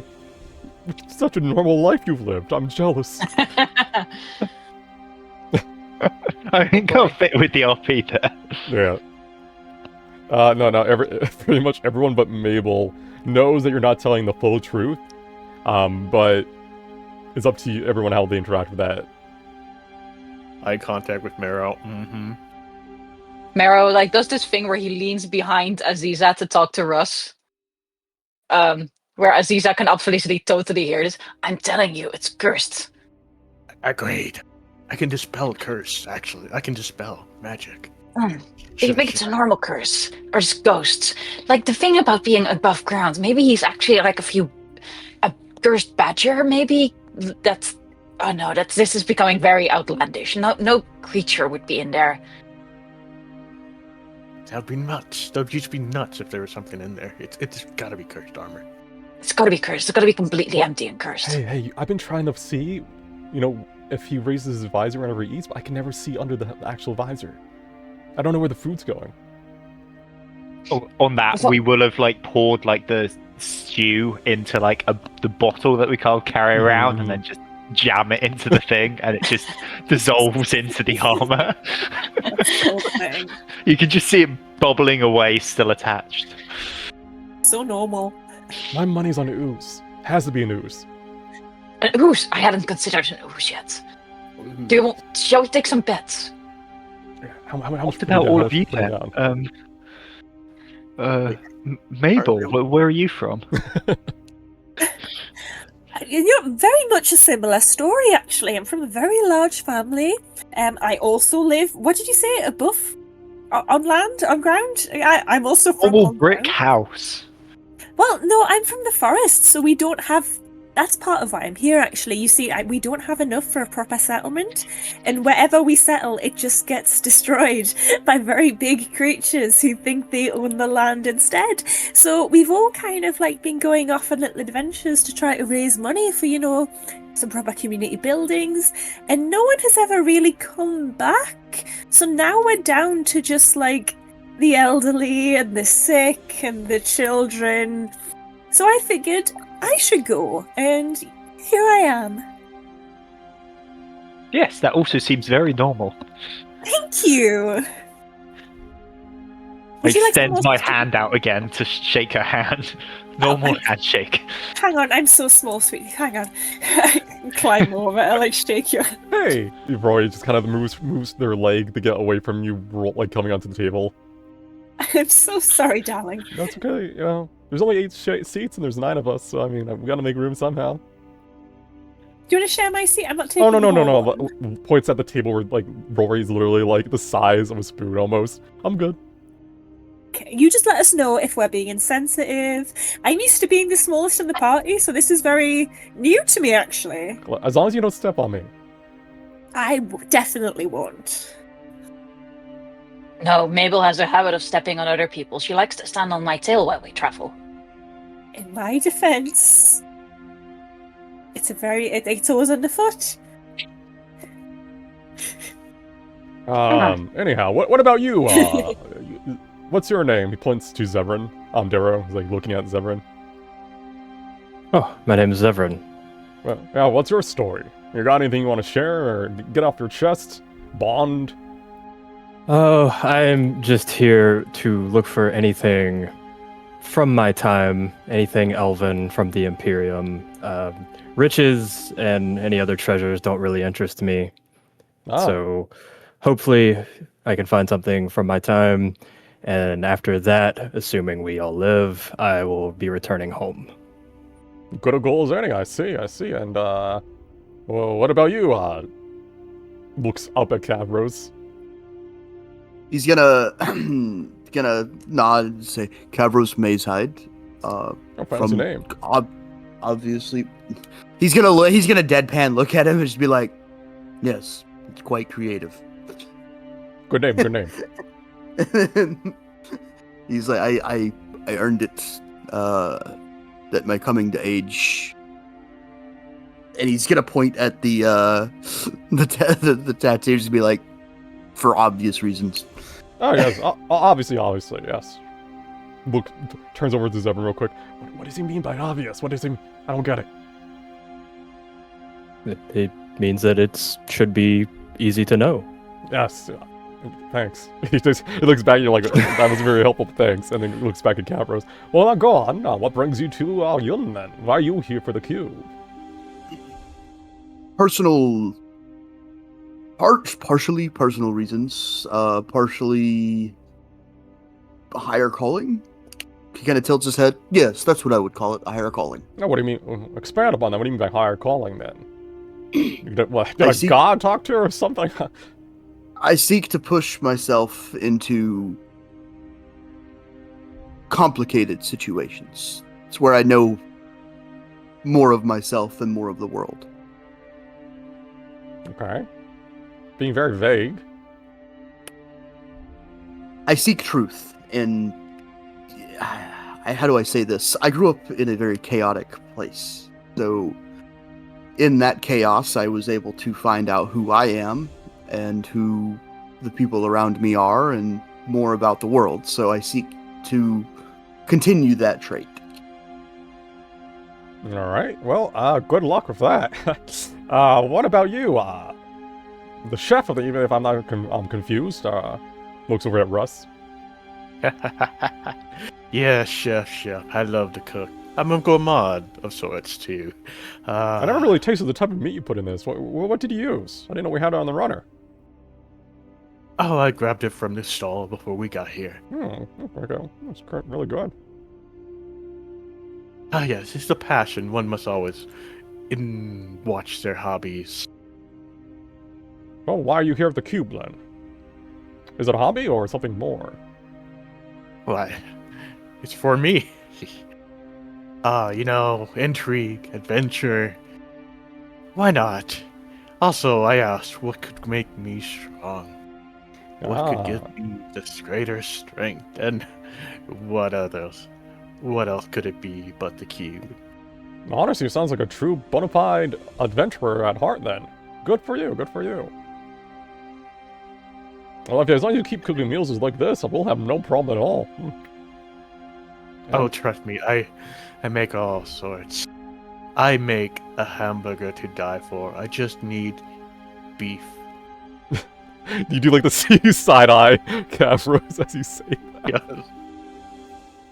Well, yeah, I think we have some beef in the stock. And then, Lamia, what brings you here? It's rare to see one of your kind, outside of a commune for this long, and especially, hope I'm not misgendering, a male of your kind, too. Yeah, it's complicated. We were in the commune very long, but I had a young sister who got very sick. I think the dust was very bad for her. My family moved to the city, but it was too crowded. I couldn't deal with it. Started moving into the sands, little adventure, this and that, this and that. Did some mercenary work. Was kind of lost, but Mabel came to me as a sign from God and she wanted to go to the cube, so I figured God would want me to go to the cube. Alright, well, I mean... Cavros just gonna raise his eyebrow and not be like, which god? Which god? Well, Lucis. Survival. Honestly, a fitting god for this locale. Exactly. It's served me well. I didn't even realize that God sent me. I was just trying to find some way at the cube. The gods work in weird ways. That they do. That they do. Smirks, nods. Well, if you don't mind, I'm gonna get a second helping. Treat yourself. We have so much. I always treat myself. If you don't treat yourself, who's gonna treat you? You know what I'm saying? He's such a nice ghost. Who locked the door behind? Oh, no, thank you. Cavros, you need to put a proper bet. We're all wrong. It's too easy. It's too easy. I like to imagine you guys are just talking about this bet openly in front of Gluggle, and he doesn't catch on at all. He's wondering about something else. 100%. Who are we betting on? I bet 5 gold pieces on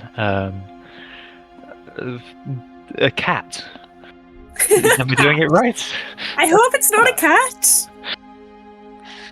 Rory comes because of the suspicious nature, Myra looks cat. Does that mean anything? Rory will 5 gold coins, which is about the size of like a little tiny like bat each for them. Put a pile for 5 gold and say, I bet it's 2 kobolds in a trench coat. That's a cliche. Who would do that? Yeah, totally.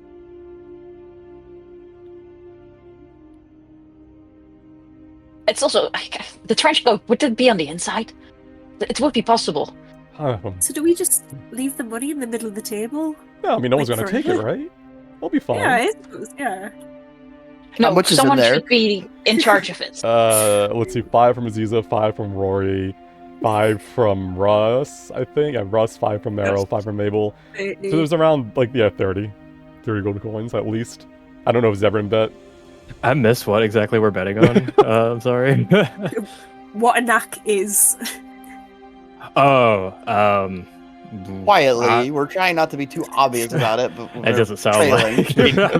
I have already bet at this point, but I still don't understand what about. Is there 35 kind of gold? going 5 off. gold is just whatever, Gluggle. I'm gonna throw in 5 gold that Zever's gonna say demon.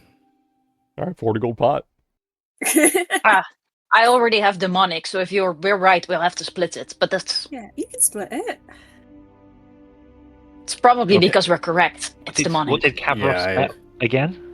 yeah, I bet on you're all wrong. None of you are right. Well, I think that's That can't a count. bad bet. Need to be more specific. Okay, I'll be more specific. He's gonna sit here and think for a second, and he's gonna say, what's something I may have ran into that would make sense?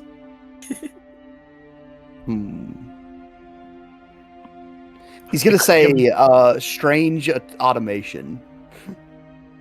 Yeah, it could be like an automation of some sort. Looking at this vehicle, you're right, all right. Darrow, what's your opinion? Or are you not involved? Oh, I don't make bets. I called those. That's perfect. Then I you stopped should betting, make like, sure you keep. okay. Yes, yes. Listen, 50 you're years ago, I neutral. made a very. It's been doing me really good. It's probably very smart. With that said, I'm gonna go get lay down and sleep because I'm gonna be up bright and early to get the runner running again.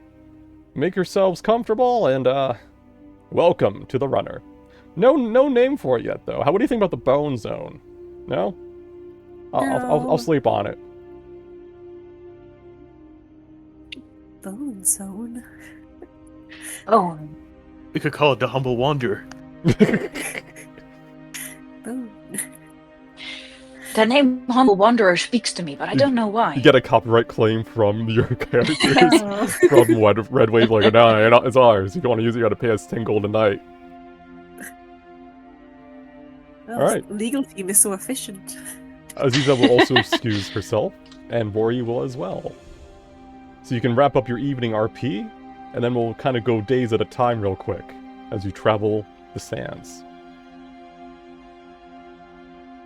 So, what's fair in this betting game? Are we allowed to open the armor, or do we need to not engage with it?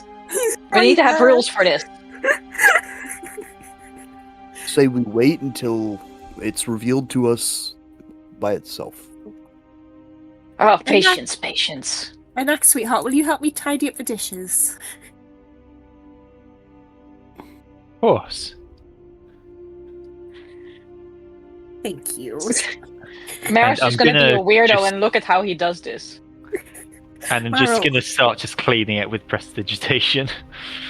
Magic, of Oh. course. But where does... Is it still dirty and you just can't see it?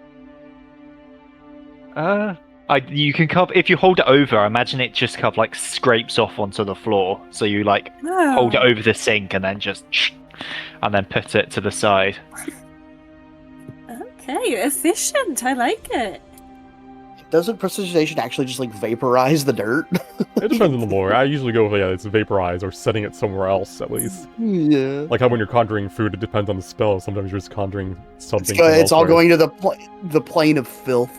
Yeah. Oh. Well, for mine anyway, it's just the way I learned how to do it. It's just basically scrape it all off and then just set it to the side. So They should make one of those like machines that they had downstairs just for dishes. I think. Do you think that's what it's for? Should we put the dishes in there?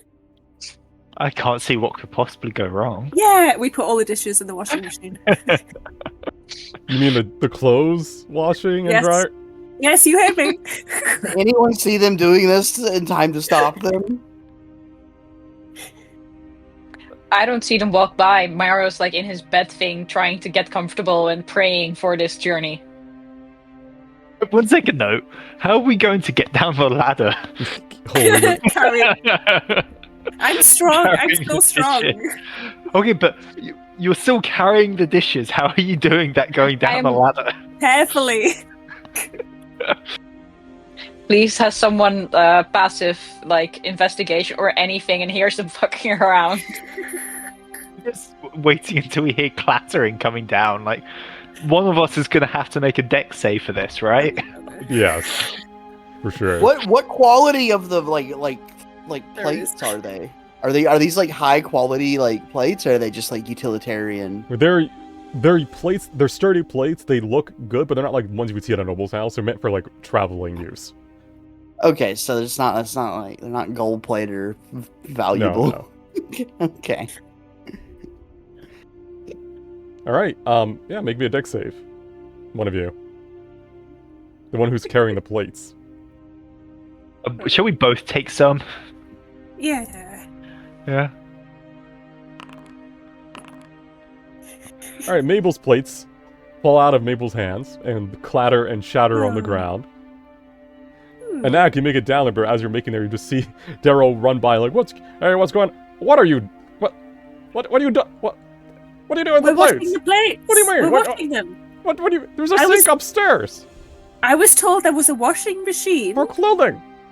and then I'm going to wash the plates. Do you wear plates? Have you ever washed clothes by hand? wear plates. It's the same thing. No. Look, back upstairs. And then, yes. Does anyone here exactly, know that's mending? plate armor. Does anyone here know mending? Oh, Bubbles. I mean, yes, I know mending. All right, bring the plates back upstairs. Put them in the sink, and then Okay, I'm gonna mend make another these. deck save.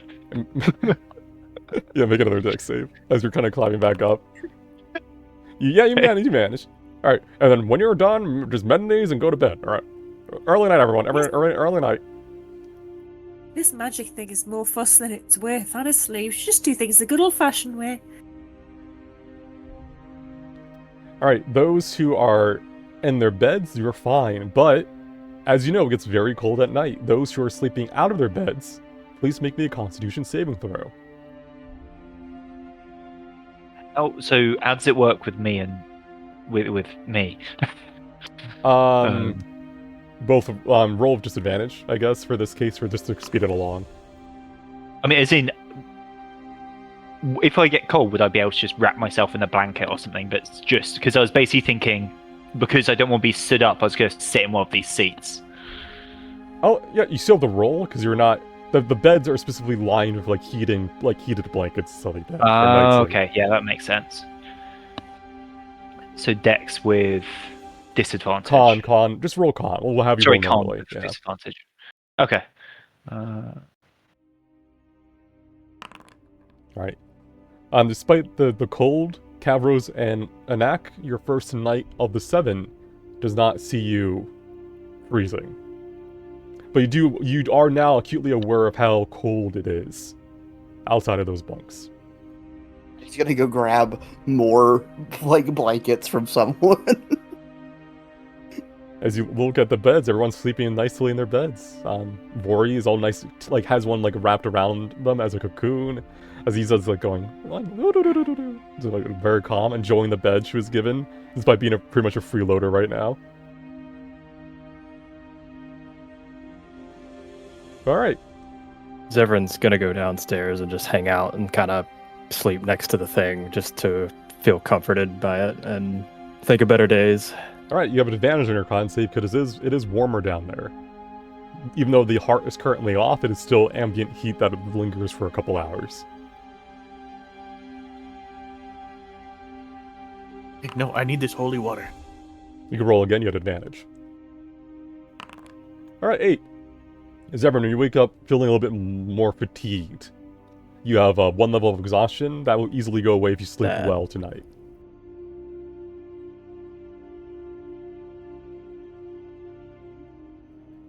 Alright. Oh, so you've massively overslept. I mean, come on.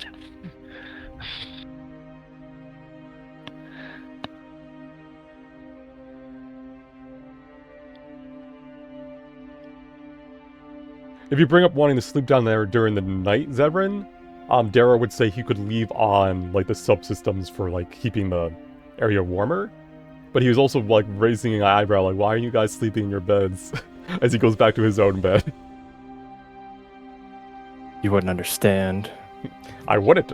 It's very comfortable. It's Tempur-Pedic and it's good on my back. I'm used to sleeping on the ground. I'll be okay. Alright. So for the next couple days, just give me a general idea each of what are you guys doing on the runner to occupy yourselves? Because these are full days of just being on a runner, cooped up inside of it as it runs. I imagine Russ and Mabel, are you guys taking turns cooking? Is that what's going on? You're each having a turn cooking? Yeah. Yeah, and I also got a book of lore I could be reading through. Yeah, exactly. Aziza will be playing music casually and just doing bard things of lounging, relaxing, playing music to entertain herself. Rory is occupied guiding the vessel. You can often see her up on the observation deck speaking down to Darrow, and you often see the runner making adjustments, barely avoiding cliffs that are hidden under the sand, or realigning themselves after getting lost. Avros is double, triple checking his gear every other day. He sits and meditates, and then he goes out on the deck during like dusk or right when the right before the sun rises or right after it sets, and uses navigator tools to look at the stars to try to see if he can figure out where they're at All right. and see if they're in the right direction. Anak Baja, what are you? What is Gluggle? And I guess Bubbles is having a very long hibernation nap. I think we would probably spend a lot of time downstairs with the smithing crafting area? tools and stuff like that, just trying to get our armor and everything all in like tip-top working condition, and offering to give other people like tune-ups and sharpening and whatever it is that they might need. Get it all nice and shiny, as we've got the time to make sure it's all okay. All right, and Mero, what are you up to during these past couple days? Yeah, Meryl tries to look out towards the sands because this is a point of view that he normally hasn't had, and to see what Rory sees. Other than that, plays a bit with the plants and tries to go play with his herbalism kit. But he doesn't have to do a lot, so he's sleeping a lot. Okay, getting Taking all this your time rest to in, nap. yeah. Zevran, Yeah, it's just like, wow, luxury naps. Zevran, other than maybe investigating the Moonbrook, how do you spend the past couple days? Yeah, outside of investigating that, he'd be practicing painting with his painter's supply kit, and he wouldn't still be good at it, but he'd be trying to paint simple things like maybe some of his companions, or maybe a memory from his past, since he's got the brainworms of his past If going Aziza right ever now. saw you painting, which she most likely would, she would obviously suggest her as your muse. So he would absolutely be trying to paint. Naturally. Yeah. All right. Let's see, give me a second. Around the late afternoon hours of your 4th day on this journey, you're surprised to hear the hiss and slowing of the runner as it comes to a stop while the sun's still out. You hear Darrow's voice echoing throughout its halls a few moments later. Hey, come onto the upper deck for a moment. I've got something you may want to see.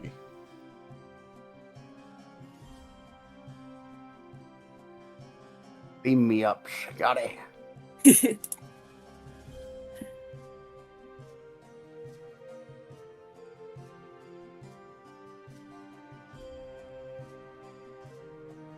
One second, I gotta stop the sand moving one at a time.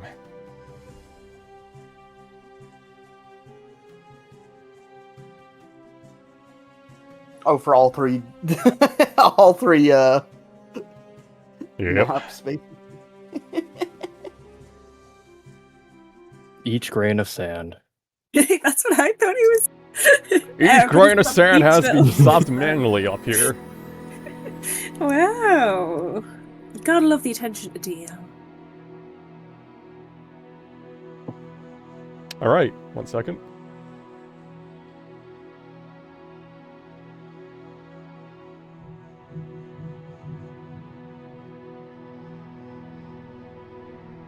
Oh. As you'll arrive on deck, you can already tell what caused the stop. A few hundred feet ahead of you and to the side are 2 individuals, cloaked in humble traveling robes. They do not seem to be doing well. The larger one of the 2 is laying on the sand unmoving, while the smaller of the 2 sits there, a hand upon the larger one's back, as they shake them. From this far away, it's too difficult to tell much more about what's going on. Darrow's voice kind of echoes around you. What do we do? You lot have the final say in times like these. I'll follow your call. Kavros is gonna look back at the group. He's just gonna leap off the edge and land. That's risky. We don't have that much space for people. He's gonna turn and be like, "We may not have space for them, but we may be able to ease their travel or figure out if they just need directions or resources." And he's gonna turn and move towards them. All right. Just make it quick. Make Anyone, it quick or we leave without you. anyone who wants to go, just disembark and you can make your way over. Could I see them? I can see them from where I'm at, right? You have disadvantage because it is sunlit outside, but you can make out like the shapes of them. Yes. I'm gonna try to just cover up them and keep an eye out from up here, and I'm gonna unsheath my bow with my bracelet. The downside of being a star elf or a drow is having a sunlight sensitivity. Yeah, I hate it. Kavros is gonna turn to Mabel and be like, "I don't think your friend will leave you, so you are my insurance policy." I mean, the two of you are also friends, right? All right. He's gonna raise his eyebrow at that. It's like, maybe. As you disembark the runner and make your way across the sands, you can already feel the creeping sands underneath you squirm at your presence. While a short trip won't be too dangerous, you're reminded once again about how dangerous these sands can be for those ill-prepared without a crystal. As you near the two individuals, you can start to make out their finer details. The one on the ground is an older human woman, most likely in her late 50s. What little of her skin you can see is cracked and dehydrated. The smaller creature is a young girl, most likely of 10 or 11 summers. She is likewise dehydrated, her lips cracked and bleeding. She weakly pushes the woman, trying to wake her up. Is she dead? You can roll medicine. I'm not the best to be doing this, but I will try. Medicine 10. This woman has been dead for hours. Oh. The weak, languorous crystal around the child's neck has protected her from the sands, but it seems that a lack of water, food, and shelter caused the woman's death. The girl looks up as you approach, her bright blue eyes dull, as if she's given up. A faint breeze blows back her hood, revealing a symbol you're familiar with upon her forehead. A broken circle with jagged edges. The mark of the exile. She weakly reaches for her hood, pulling it back up and turning away from you. How old is she? 10 or 11.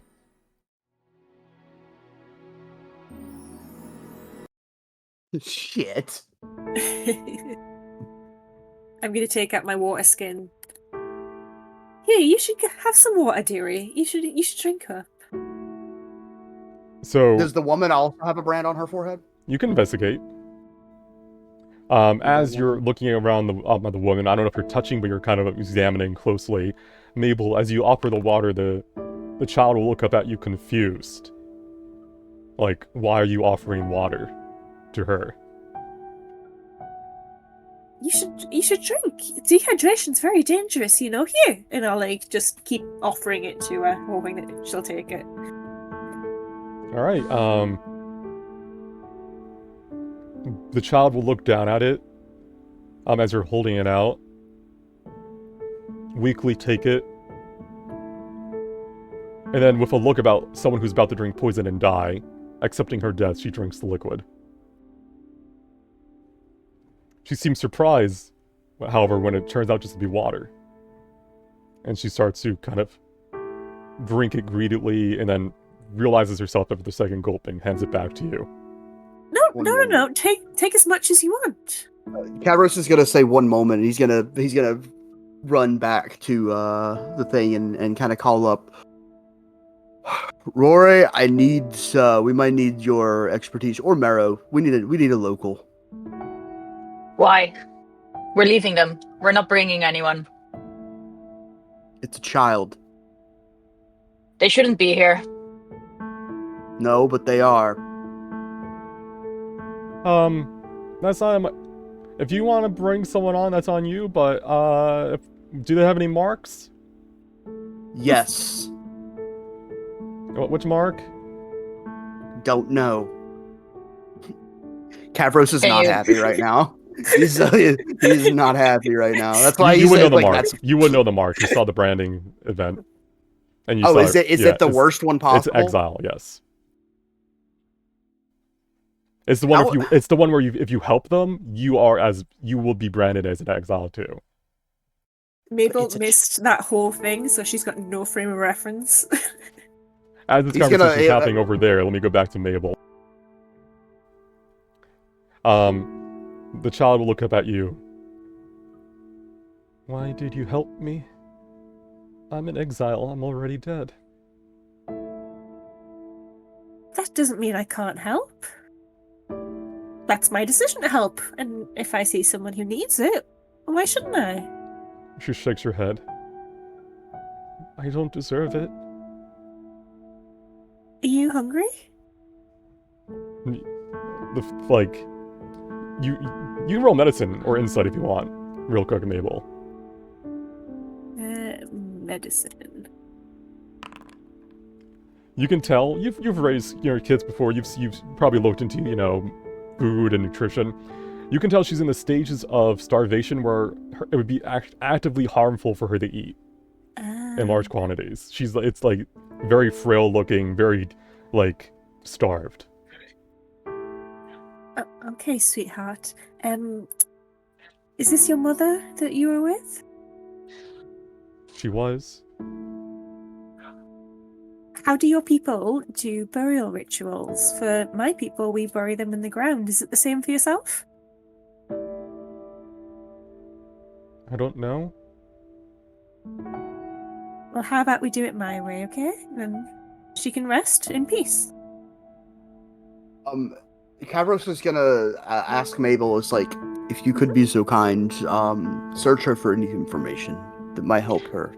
So by this time, Rory and everyone has heard from Kavros that she has an exile brand, right? Yes. Yeah. Rory, Mabel, come back. Mabel. Huh? Mabel, leave her be. He will try to drag Mabel away. She has an exile brand, and you will be exiled if you help her. That's a child. Doesn't matter for the laws. Leave it. Come back.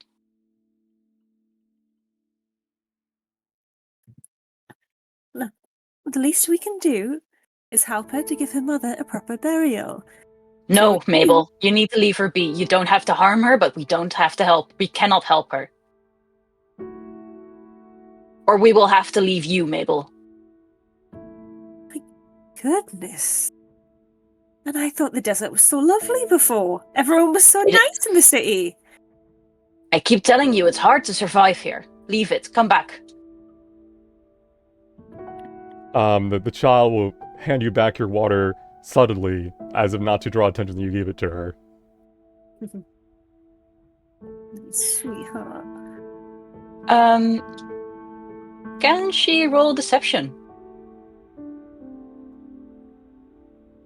I'll go sleight of hand. That's fine by me. 21. He will not have seen it. Blackjack. Yeah. Mabel, Mm-hmm. will you come back? Kavros is gonna walk up and and look at Mabel and look at Marrow, and I was like, I don't. She's as good as dead if we leave her, and I understand that is the punishment. She's as good as dead as we help her. But what crime could a child commit that warrants that? Kavros, this is not your land. You wouldn't understand it. But what you should understand is that if you help her, we'll have to leave you behind.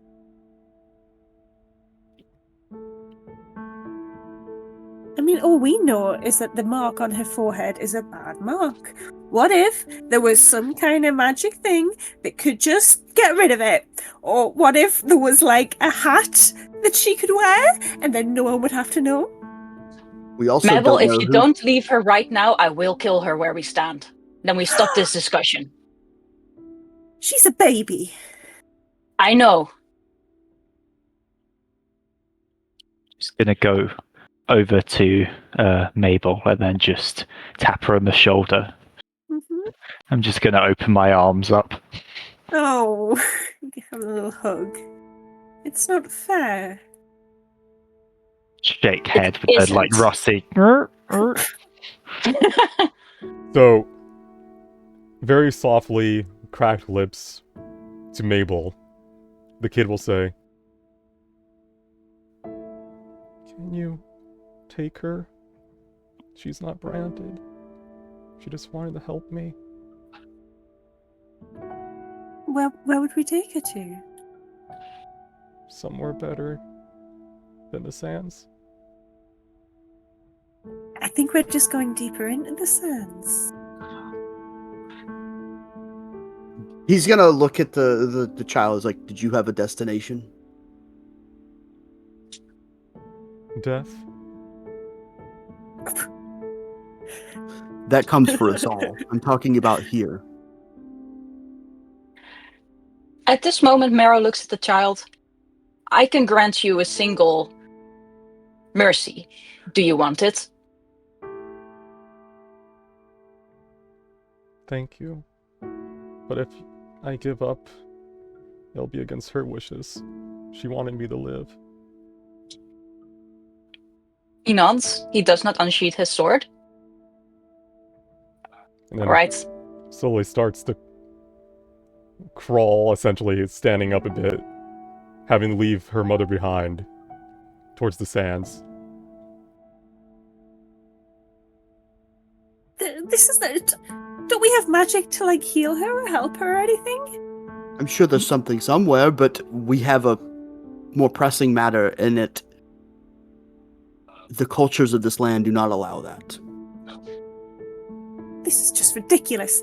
And I go over. And Mabel! At this point, Marrow gets really angry at her, seeing her move towards the cloaked figure. Can he dash and grapple her in fury? You can make a contested grapple check, yeah. Yeah. I don't know if this is gonna work out for you. Is that strength? Can I? It's athletics, Is yeah, that for grappling. athletics? It's athletics to grapple, acrobatics, or athletics to counter it.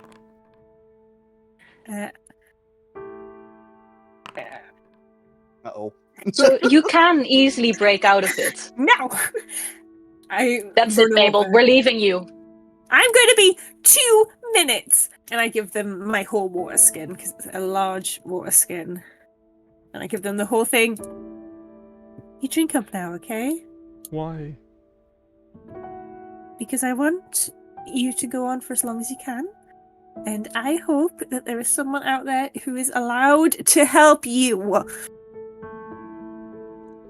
The kid will clutch the water skin like this is the most precious thing they have ever been given. And in this scenario, most likely is. Can I say a prayer to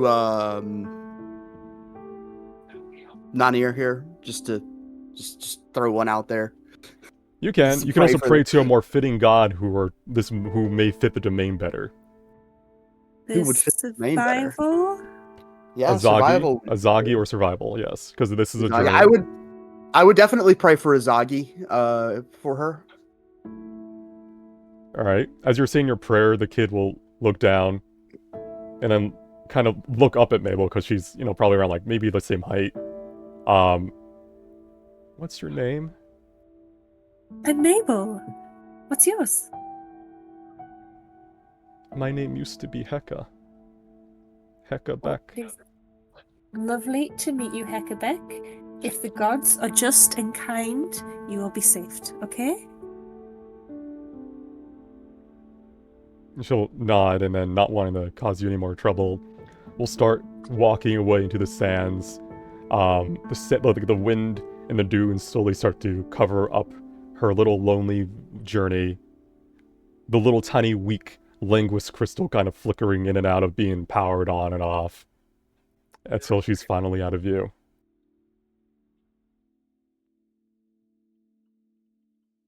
I go into a rage and I kick the ship. The ship is like sent into the sky. It's a flying ship now. I'm gonna grab the body and shoulder it. Thank you, sweetheart. Stupid desert, stupid boy. We are not bringing corpses on this vessel. He's going to look directly at Marrow and say, "Stop me." Oh, shit. Well, one moment. Rory will check the body over. Alright, this one hasn't been exile marked. That means if no one says anything, it could work, but it's your ship. Well, it's your runner. Your trip. Kefros, truly, where do you want to put it? There's In the hardly any space ground. for us. Somewhere. Where? If it's... I'm assuming, like, I'm just gonna tie it up out here and just let it kind of like dry out, mummify, and I'm gonna wrap it in like a blanket and just like it's a body bag now. And it's on the top deck. It's just gonna dry out and be fine. Marrow, like, holds his... is massaging his temple. Less than a week, Kefros. Less than a week, I beg you. As long as it takes to get her a proper burial. I don't want to know. And Mabel, I have not seen you interact with that child. Are we clear? Fine. Kick Russ, I something can't else. stand the naivety of the Outlanders. They don't get it. They do not understand. It's... I should not tell you or we will both be furious. Come, let us just contemplate. You're right. Here, Not Jerky, who wrote that? Me, I wrote that. Come fight me. All right. As you all kind of go back indoors and made your choices, Darrow was kind of having been watching this all from on the deck, say, "All right, then head back inside. And we've got a few days left to go."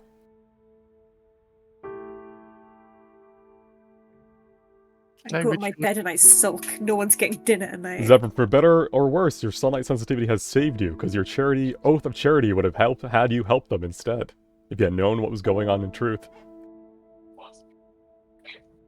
If I had done anything to help. Well, if you had known what was going on, yeah, because this was someone in dire need. Okay. Oh, yeah, I'm glad I just hung out and just observed, made sure nobody got attacked.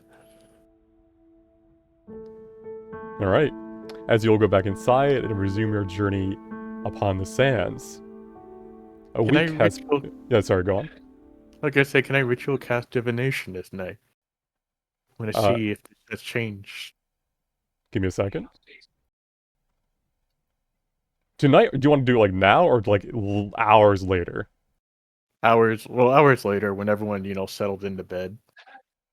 Alright, sacrifice 25 gold pieces. Getting to it. And you may ask a single question.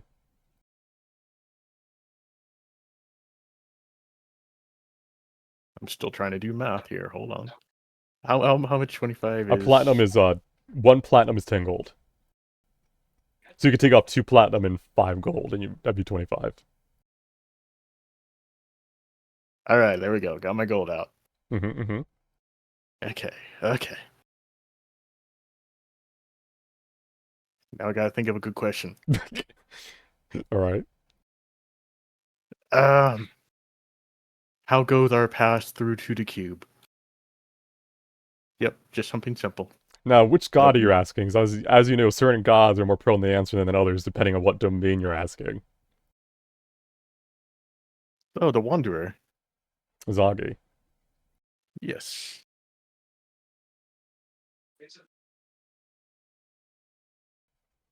You wait for a response. And then you hear faintly. More so feel than a voice. Your path has split, but will arrive. The journey, side by side. A young life, saved, or perhaps damned. Their path could have been yours. By chance.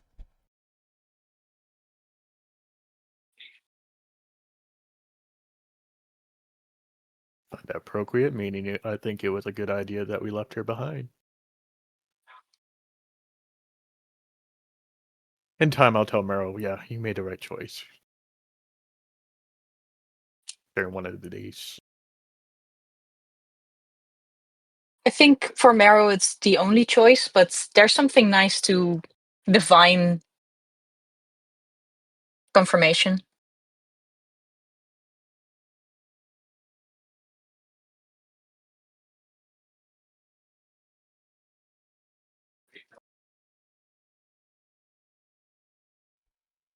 Moving sand, moving sand. There we go. Out of character.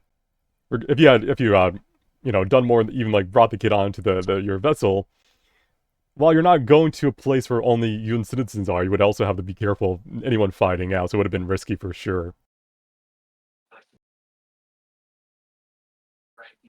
I think it's already a blessing that Darrow doesn't say shit. Darrow was just doing his job. Maybe Minding his own damn business. Maybe has a soft spot for kids, you never know.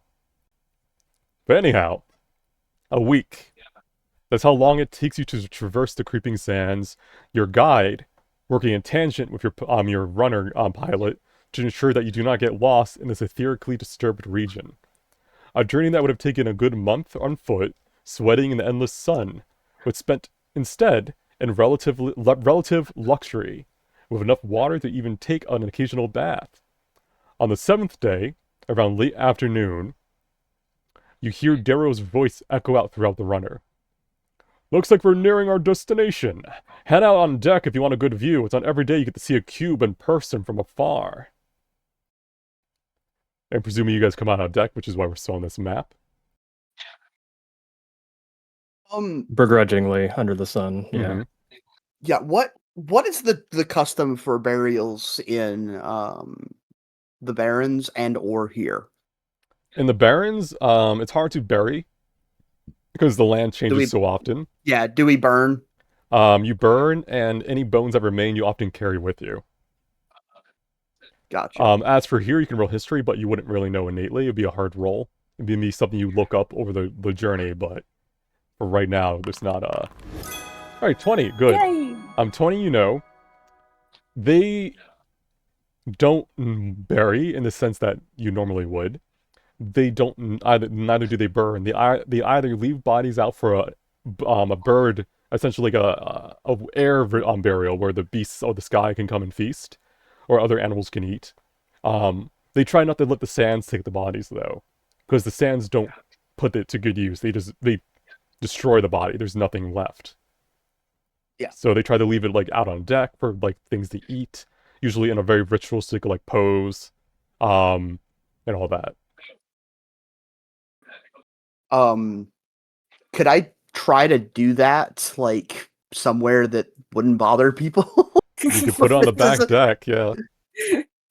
Yeah. I'm gonna try to do that. I'm gonna grab it and take it in the back. I'm gonna tie it up where it's like. If asked, Mero would assist you with it.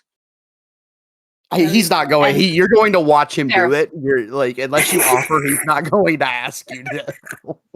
He's not offering if not asked. Yeah. So Alright.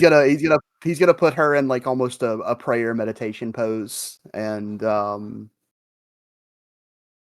kind of prop her up and then tie her in place and then Alright. say another small prayer and move on. Over the past couple days, occasionally some vultures have come and eaten it. And as you guys are kind of arriving in the cube, and as the body is kind of no longer a body, Russell remembers, perhaps he forgot on purpose, he knows Ray's dead. Who? Russell, out of character, could have cast Ray's dead if you got a diamond. Yeah, if I have a diamond. Do you have a diamond? No. Can I insight that? I don't know if you would know, Yeah, none of having us the would ability know. to. But it's I an don't out of know character anything about thing. magic. Yeah, if you had preserved the body, you may be able to revive it, but as it is now going through the burial process, it is no longer valid. Hmm. Doo-doo-doo.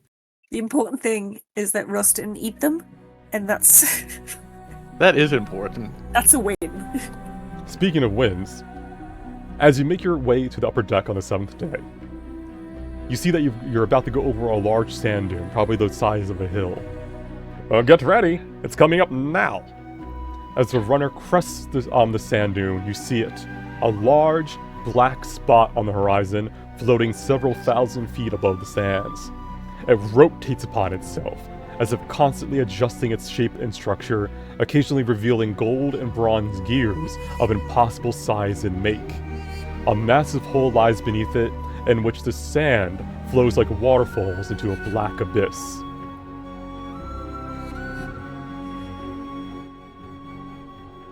Impressive, right? And we're still hours away. Wait until you're standing beneath it. How do we get up to it? You'll find out at the encampment. As you finally arrive at the cube's location, the only thing that fills your view of the sky now as you look up is the cube. It casts a large shadow upon the sands, cooling you almost instantly as you journey beneath it. The runner pulls up alongside a series of stone cliffs, most likely formed recently by the eruption of the cube from the sands. Several people stand up on the top of the cliffs, looking down at you as you'll kind of walk through these valleys on your approach. Darrow pipes down again as you'll kind of run by in the runner. Don't worry, private MFT hired by the companies and guilds at the camp. They're just here to make sure no beasts wander in. Speaking of, as you round one final bend of these cliffs, you spot a large encampment ahead, formed out of hundreds of tents, wagons, and even a few other runners. It looks more like a makeshift city than a mere camp. The runner slides to a stop in one of these many crevices, hissing out steam as it lowers itself down to the sands. Several Mefti approach it casually. Either they had heard about your arrival in advance, or they presume anyone arriving in such an expensive vehicle wouldn't be an enemy. I'll handle all the fancy paperwork stuff, lads and lasses. Go introduce yourself to the camp and the boss. He's waiting for you at his runner, I think northward, when you're ready. One moment.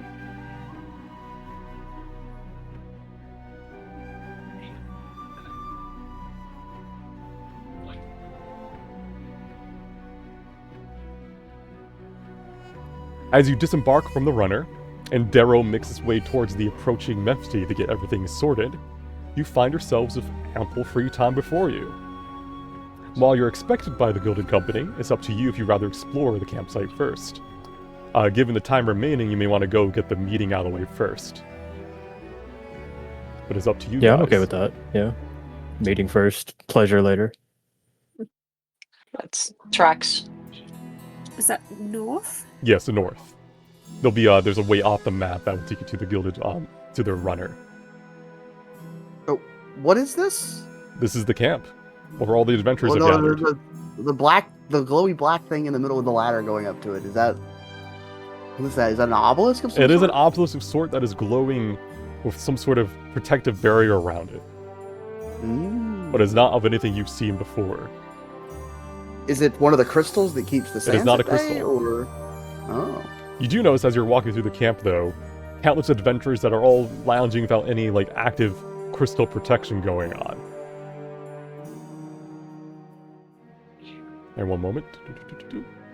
I'll describe everything you see later once you come back through, but we'll go right to the runner first. As you make your way northward, you notice that there is a short tunnel before you, leading through the stone. Two Mefti are guarding the tunnel, and they move to block your path as you approach. Halt, Delver. Only those with prior businesses can head this way. It's where the sponsors of the camp are located. Oh, yes, we're expected. By whom? The Gilded Company. One moment. He holds a hand to his helmet, mumbling to himself for a few moments. He then nods, glancing over at the runner you arrived in the camp with, and then at your faces. A few more moments later, of saying things muted through his helmet, he'll speak to you all again.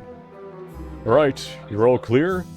Just head down the tunnel into the Gilded Company's runner on the right-hand side as you enter.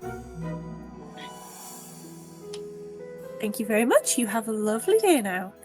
And he'll nod back at you and then go back to just standing on guard. Must be a boring job. Things will go wrong before you know it, Mabel. As you travel down the tunnel, you notice jagged and random holes in its ceiling. Sand pours down at these holes occasionally, dragged in by the winds overhead. The way the sunlight reflects off the cavern makes for a gorgeous view. And after a few minutes of walking, you exit the tunnel, revealing a large section of relatively flat sandstone. A good dozen or so runners sit on their back legs in a semicircle, each of different make and size. 3 of them catch your attention almost immediately. Easily twice the size of the runner you arrived in, They tower over the others. Their banners easily identify each of them as one of the big three of Yun, the Triarch trade. One is the Coin Spire, one of them is the Prism Consortium, and the last one is the Arcanum Exchange. The runner you're looking to head to, however, is the Gilded Companies, which sits off in the corner. While smaller than those of the Triarch trade, it stands out for a different reason. Its bone plating is gilded in gold and silver, making it shine underneath the harsh desert light. A servant is standing underneath the ramp, dressed in a servant's uniform, waiting for your approach.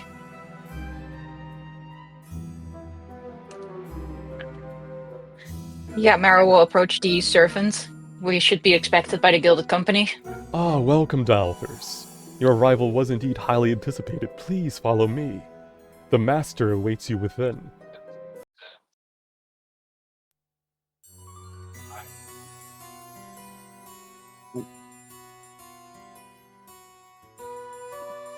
The interior of this runner, well, of similar size and design as yours, was clearly designed with comfort of a single individual in mind. You enter what can be best described as a banquet hall in the sands. 2 naked statues, made entirely out of gold, stand on either side of you as you enter. Every detail upon it, from their muscles to even the smaller details, are nearly lifelike. A small bonsai tree is to the slight north, sided by 2 large tables full of fresh delicacies. Several comfortable-looking silk couches rest along either side of the walls. The temperature in here is comfortable, as if you had walked into an ice room. The servant turns towards you with a slight bow after guiding you here. Master Bahati requires a few moments to prepare for your meeting. In the meanwhile, his gracious self asks that you make yourselves comfortable. When he is ready, I shall come fetch you. And then he bows before further making his way into the runner. Thank you. The gravel plate and start getting some food. Oh yeah, you never say no to free food. Yeah, this is food. Those with cooking tools would know this is very highly made food, at least DC 20 across the board.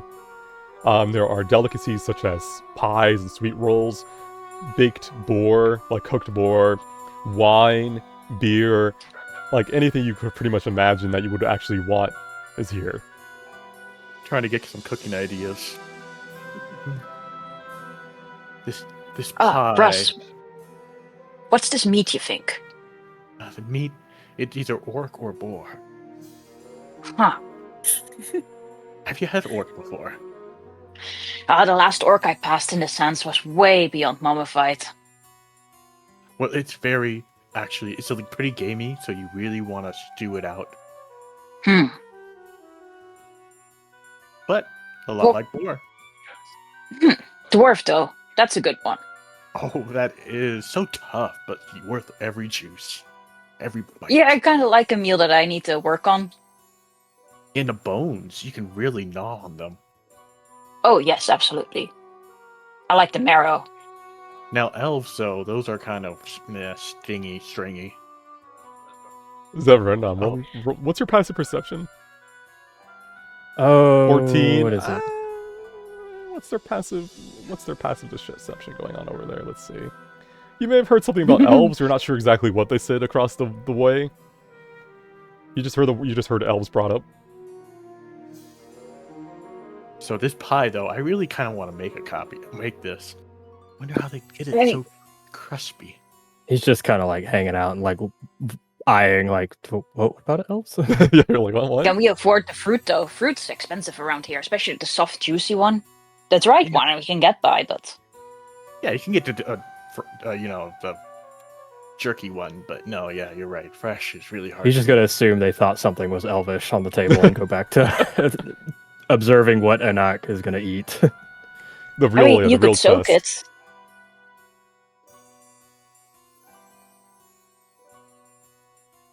Anak Bajah, what are you eating? Gluggle? What kind of stuff? Is there anything which can be like Oh, there's bread. I can make breadcrumbs again. So yeah, Zevran, you just see Anak go immediately for the bread, crumple up in his hand, and then just toss it behind the visor, just ignoring all the other delicacies like the meat and the pigs and all the fruit and like pies. I can't wait to see you in Battlemore, an all bread diet. That's I'm curious to what that does for you. It's very effective. Very. I can use all of the bread in battle. Yes. Yeah, you must to wear that heavy armor in this heat. So I can't wait to see how you are in more fights to come. Yeah. As you all spend some time eating, probably around 10 minutes after you've got your plates together and you're like sitting around eating, maybe looking at some of the paintings on the wall, the guide will return. The gilded servant. Master Bahati is ready for you. Please, make your way when you are ready. And he motions to the northernmost door. Marrow's dealt with rich people before, so he just puts his half-eaten food down and goes. Can I just straight up put the pie in my bag? Yeah. You have a pie in your bag. Just like it disappears. All right. I'll brush any stray breadcrumbs off Anak's armor. Zevran, as you enter the hall, inside is a large room similar to the meeting room of your own runner, yet greatly changed. Several couches lounge upon ornate carpet, with a lavish table made out of pure gold sitting in the middle of the room. Fine wine has been poured into several glasses upon it, and even more food sits idly upon it as well. A fish tank, filled with water and eels, sits beneath the staircases that in the raised balcony on the north side of the room. Upon these stairs, sitting on one of the softest loungers you've ever seen, beneath the gaze of a large golden lion head, sits a tanned human man. Several plates of grapes, wine, and other finger foods float around him as he strokes his long and finely styled beard, his amber eyes looking down at you all with curiosity. He leans even further back in his lounger, raising a fine glass of wine to you all as you all get settled in.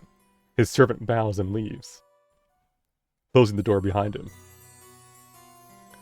It is a fine day to be able to put faces to the names I have heard so many things about. Please, friends, make yourselves at home. Our discussion may be long, and you have come such a far distance already with so much further to go.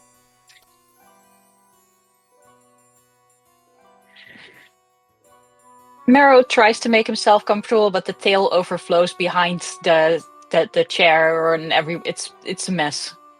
He claps his hands, and several invisible servants start to float towards you and everyone else, with more plates of fruit and wine to partake in. Well, now, Wine. Partake, please. Now then, what are your first impressions of this encampment? The general camp, Indeed. it looks very well organized. I've seen people walking around without the needed protection for the desert, so I can assume there's some magical protection in place. An innate trait of the cubes, the sands don't writhe as much beneath them. Anyone else? Or are you just Fascinating. gonna let Marrow speak for you? Marrow's surprised that he knows his name. He assumed most rich people he knows are just like that one. If you remember correctly, he personally sent out these contracts to you. The Gilded Company personally went for each and every one of you first. Not like, you didn't go to them, they sought you out. Comfortable living arrangements you have here. Not as comfortable as I'm used to, but it will be more than enough for this little venture. Now, I thought you would comment on the size of the camp, but perhaps this is your first time you're not used to that. There's a reason for why this camp has grown to such a size, and it's related to your duties here. This cube that we've set up beneath was discovered roughly 2 months ago now. It was most likely floating there for even longer than that before it was found. The usual speed for clearing a cube is 2 or perhaps 3 months at best. Give or take a few dozen deaths here and there, of course. However, the camp has grown to such a size due to how difficult this one has been. Not only has the first floor been a massive gauntlet, but the various adventurers that have gathered here over the time have only served to make it more complicated. Even several of our own funded groups before you arrived have failed to prove profitable. Thankfully, you have all managed to arrive. Late, mind you, significantly late. But sometimes that's better.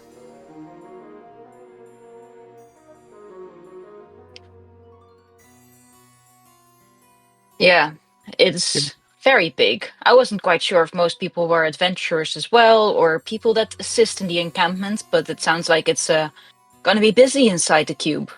Yeah, Cabros is gonna grin at him saying that the cube is difficult, and he's gonna say with how many strong and it seems skilled adventurers that are here, this must be quite the conundrum. Looking forward to it.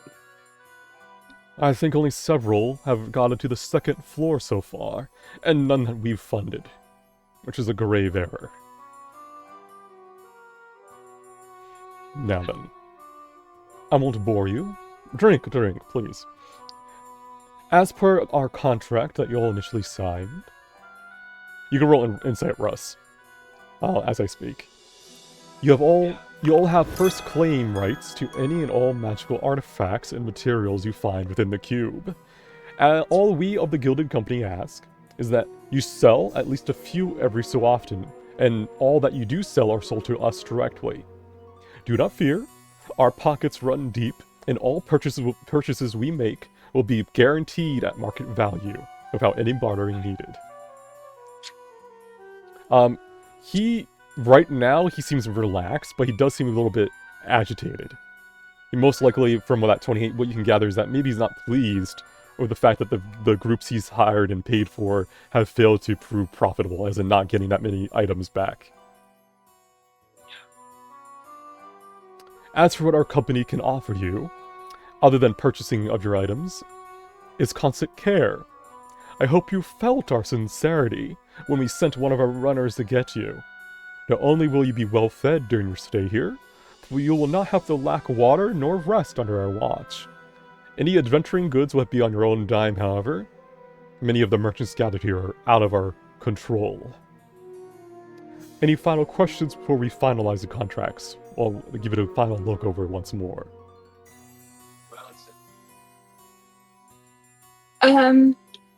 In the case of my passing, I assume there's a stipend for my family. Of course, hazard pay isn't guaranteed.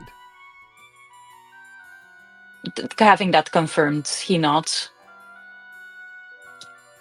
And the rules of the desert count, I assume.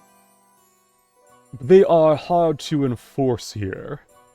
While, of course, those of Yun follow them, hundreds of adventurers from across the continent have gathered here. I would recommend not flaunting anything. Hopefully none of you are marked or have any large crimes gathered while here. But it is hard to enforce them. Although word may travel if you have any issues.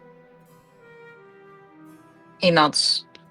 The private Menfati we have hired should enforce normal laws, however. Keep in mind, though, that during your delves into the cube, no one can help you. I would recommend against trusting those you meet in there. But that is on you.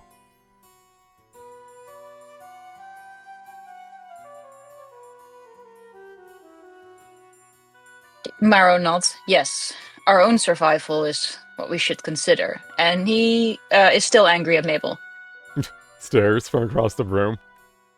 I pout. Yes. I pat Mabel on the head. Thank you. That helps. Well then, please look over the contracts once more. Servants. Snaps his fingers and the unseen servants carry each contract to each and every one of you. You notice your name's already upon it.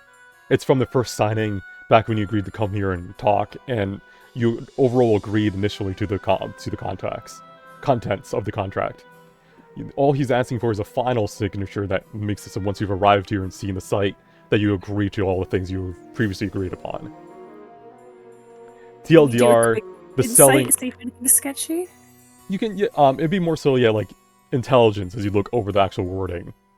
Oh, I'm not smart. Looks fine to me. Yeah, but from what he said while you were here, he's saying that you can only sell the magical item artifacts you get to his company, and that you need to sell at least a couple to him during your adventures here, which means that you can't hoard all the items, at least not legally according to your contract. With your 19 and 18s, that's kind of just what he says in the contract again. He's not trying to cheat you. It doesn't seem like they're trying to pull a fast one under you. Standard They're in the business of kind making thing. money. They're in the business of making money. We're contractors. They want us to do well, so we make money, and then they make money from us making money. Exactly, as you like remember, this Camrose, definition. they're a middleman. They're a company that sells the items to other people. Just making sure there's nothing in here that says, and at the end of the day, we take your foot. They only, Yeah, take, right. they only take a toe. Just 1 foot. 1 toe a day. But yeah, Mabel, were you going to say something other than that, or...? No, I just wanted to make sure it was on the level. It's all good. Alright, so do you all sign? Yeah. Yes. Alright. Yep. As you sign these contracts before you, unseen hands carry them up towards Bahati, who nods after reading each one for sealing them one by one with a glowing sigil. Excellent, excellent. Now the day is late, and you must require preparation before heading to the cube. Take time to look around the encampment. I look forward to a very profitable relationship with you all. A final thing, a warning. When going into the cube, make sure you don't let go of each other's hands, unless you all want to end up in a different place. That is good to know.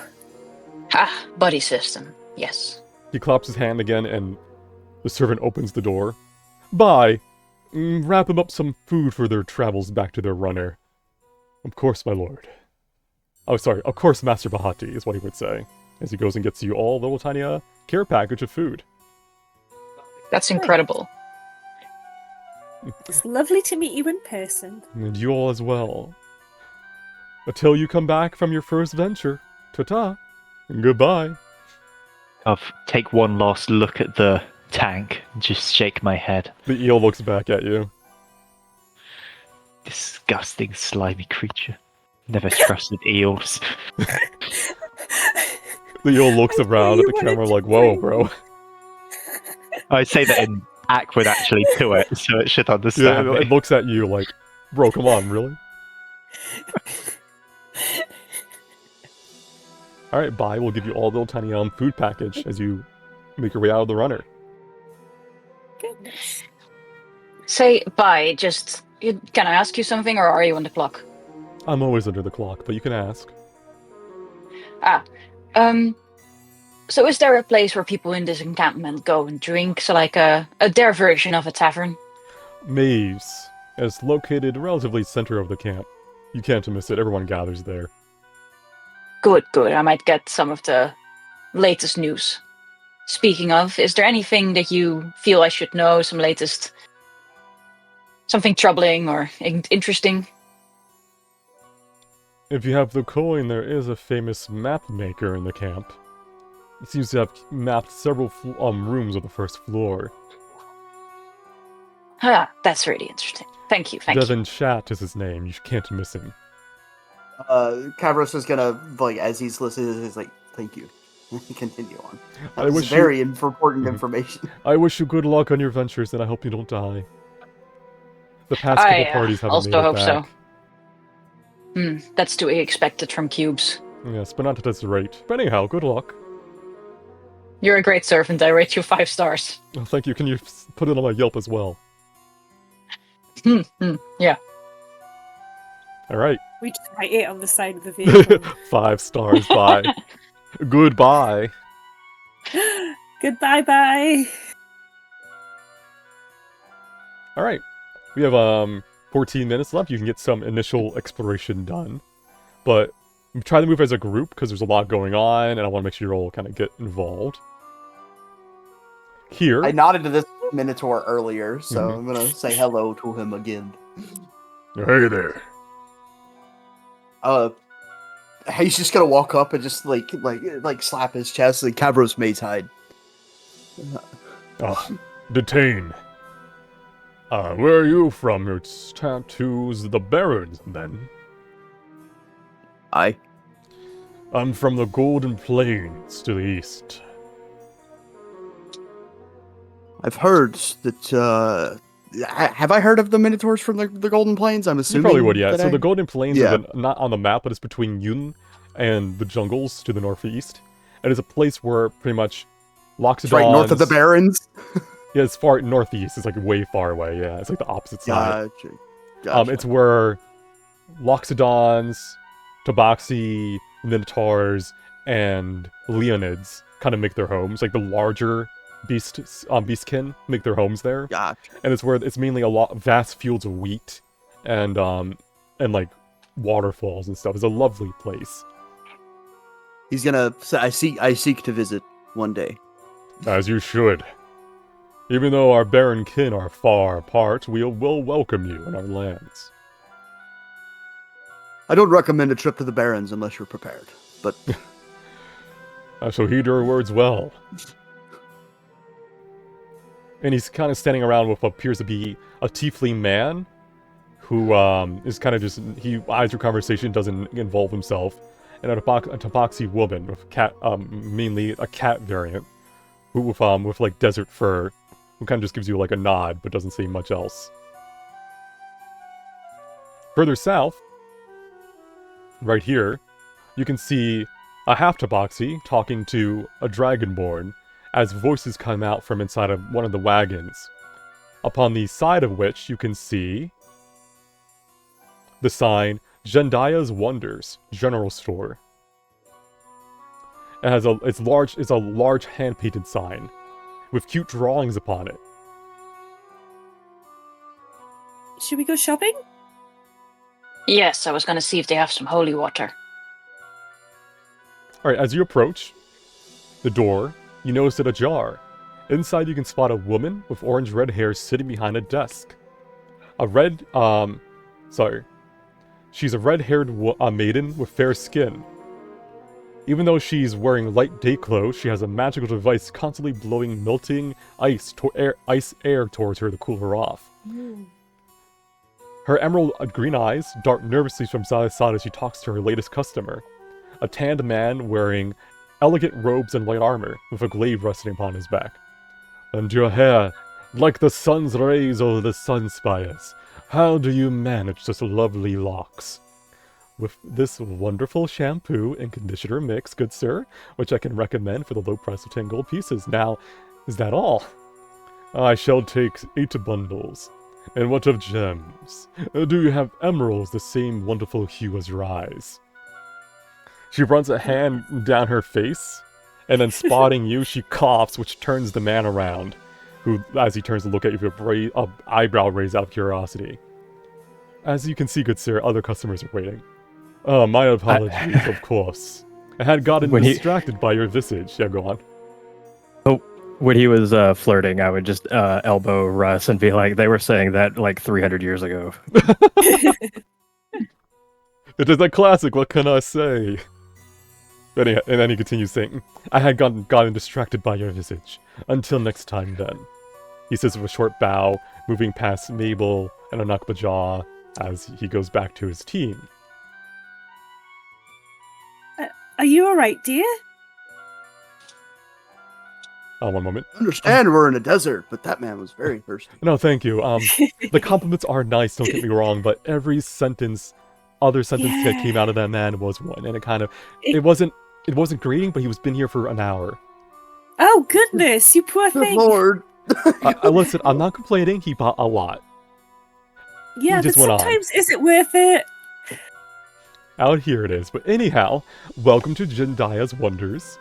Your home away from home and then some. Are you looking to restock before heading into the cube? Or perhaps you seek a reminder from home? I've got you. Or will have you if I need to order it. What do you mean by reminder from home? What do you have? Well, if you double click on my icon, Oh my goodness. I forgot. you have how that holy water. Wow. My friend That's wants so some holy much water for stuff. some reason. So I'll much buy one for them. stuff. Holy Ooh, water, cute zombies. freshly imported. I also have ammunition, including enchanted ammunition if you can afford it. I give the holy water to Marrow. And while I have some Arrow magical weapons, squints. Holy water. It what interesting gift. You said you were looking for it. I Can you add it to am. your inventory and I'll take it off mine?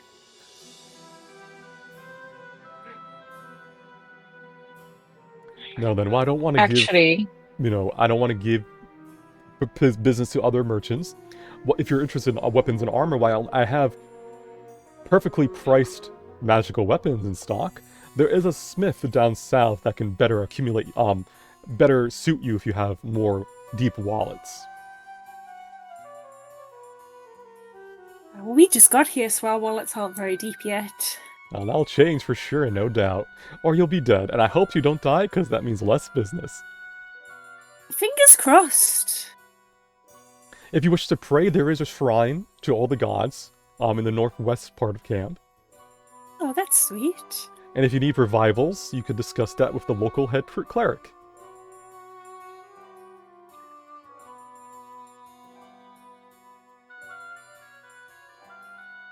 Well, it is a lovely shop that you have here. I'm glad that I wish we had come, like, I don't know, even half an hour earlier just to save you from...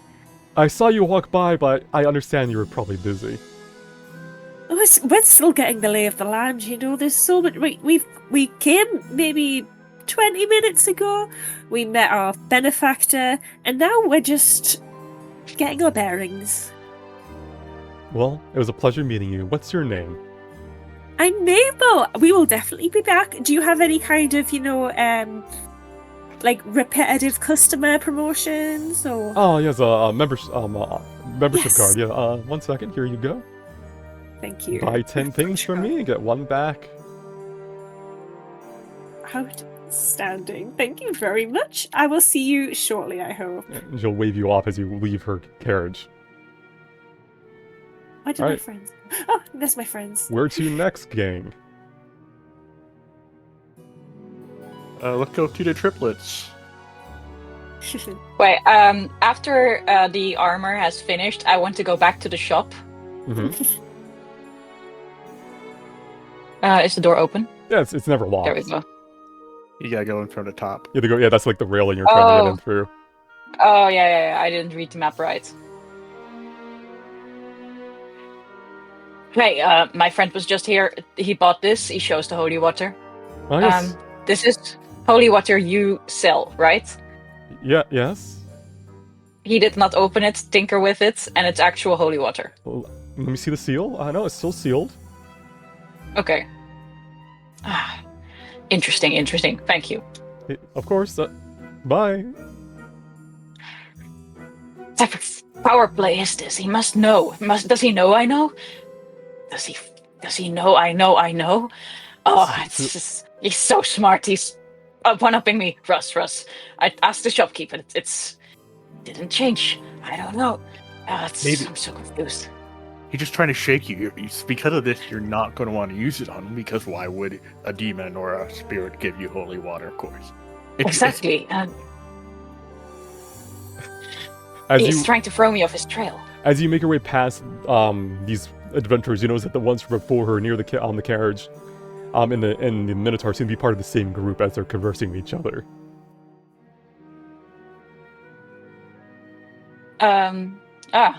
Looks like a good group. Cool, you quit your own team, you go over instead. Alright, where are you guys Yeah. going? Triplet. More spying of stuff. Alright, 1 second.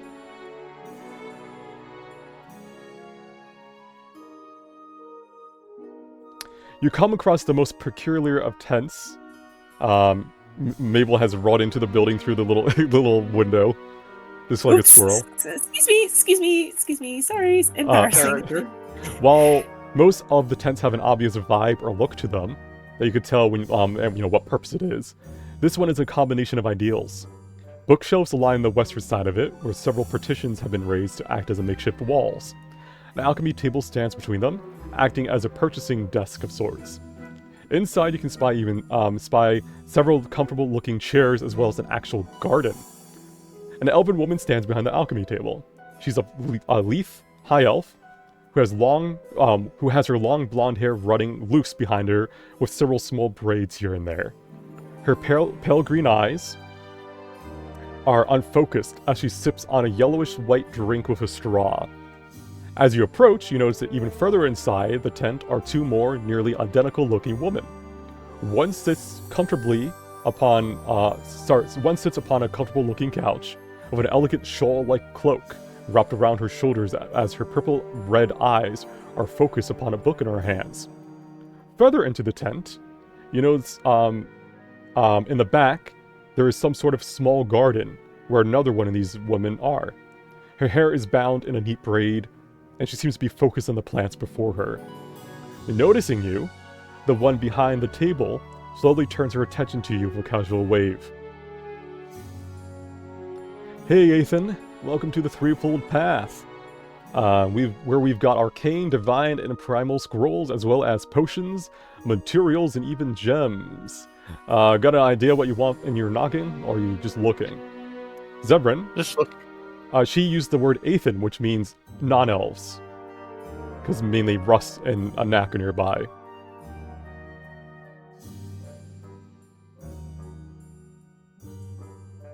Is it a I'm just slur or lost. is it like a normal word? It's a normal word. Okay. Kind of like gringo, I guess. Seeing you, Zebrin, she'll kind of lean out of the table, see you, and then her eyes will go wide, and then turn towards her sisters and say in Elven, Sisters, Anarita has come. How old? Probably 700?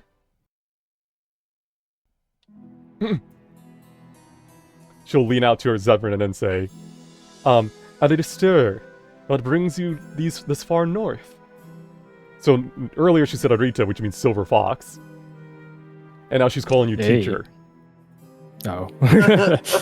Uh-oh, don't get into a trouble now. Oof.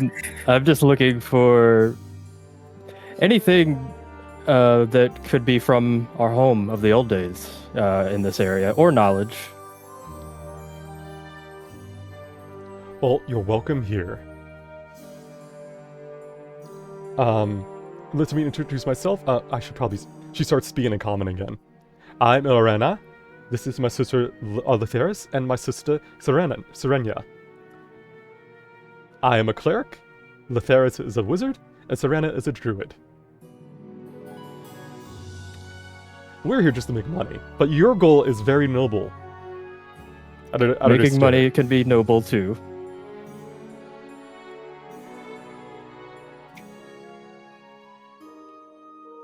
Well then, if you need to purchase anything, I have the alchemy stuff, but if you want to see what my sisters have, please come on in. And they'll undo the little tiny cloth between the north side. Thank you.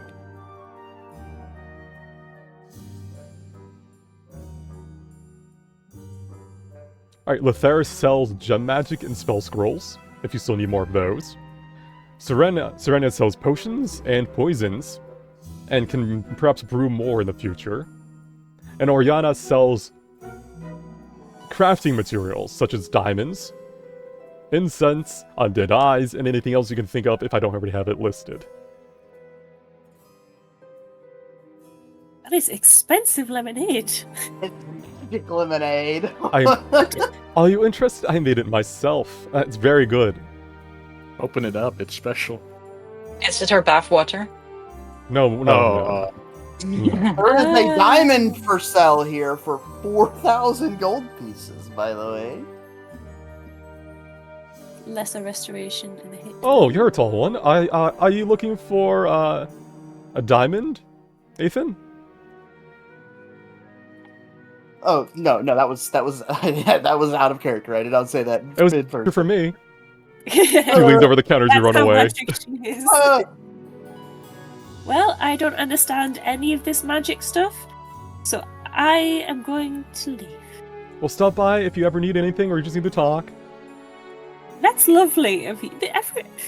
It's either everyone's very nice or everyone's suddenly very mean. It's very difficult to get a handle on things. So, Zephyrin, as you're kind of looking at their goods, Letheris will kind of look you up and down and, like, think for a bit.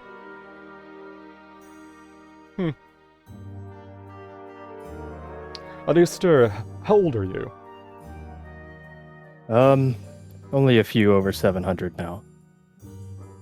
All three of the triplets' eyes widen. Then you know of the old ways? Of what I life do. was like before the fall? Yes, I think of them every day. Oriana and Serenia will kind of look at each other and nod and say, definitely not Alistair, definitely not Alistair. And then Letheris will kind of look at you and say, please, if you ever have time, tell us of the old days. It's hard to find information about them. Oh, of course, I would be happy to answer. I love talking about the old ways, and it's just great to see our people thriving in all parts of the world. So, once me and my group are done shopping, I could always come back.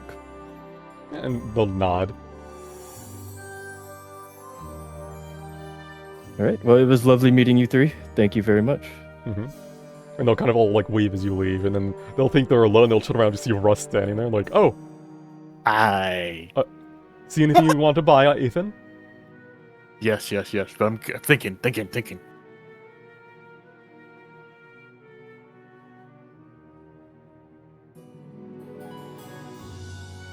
Stands in, like, a T-pose as you buy items.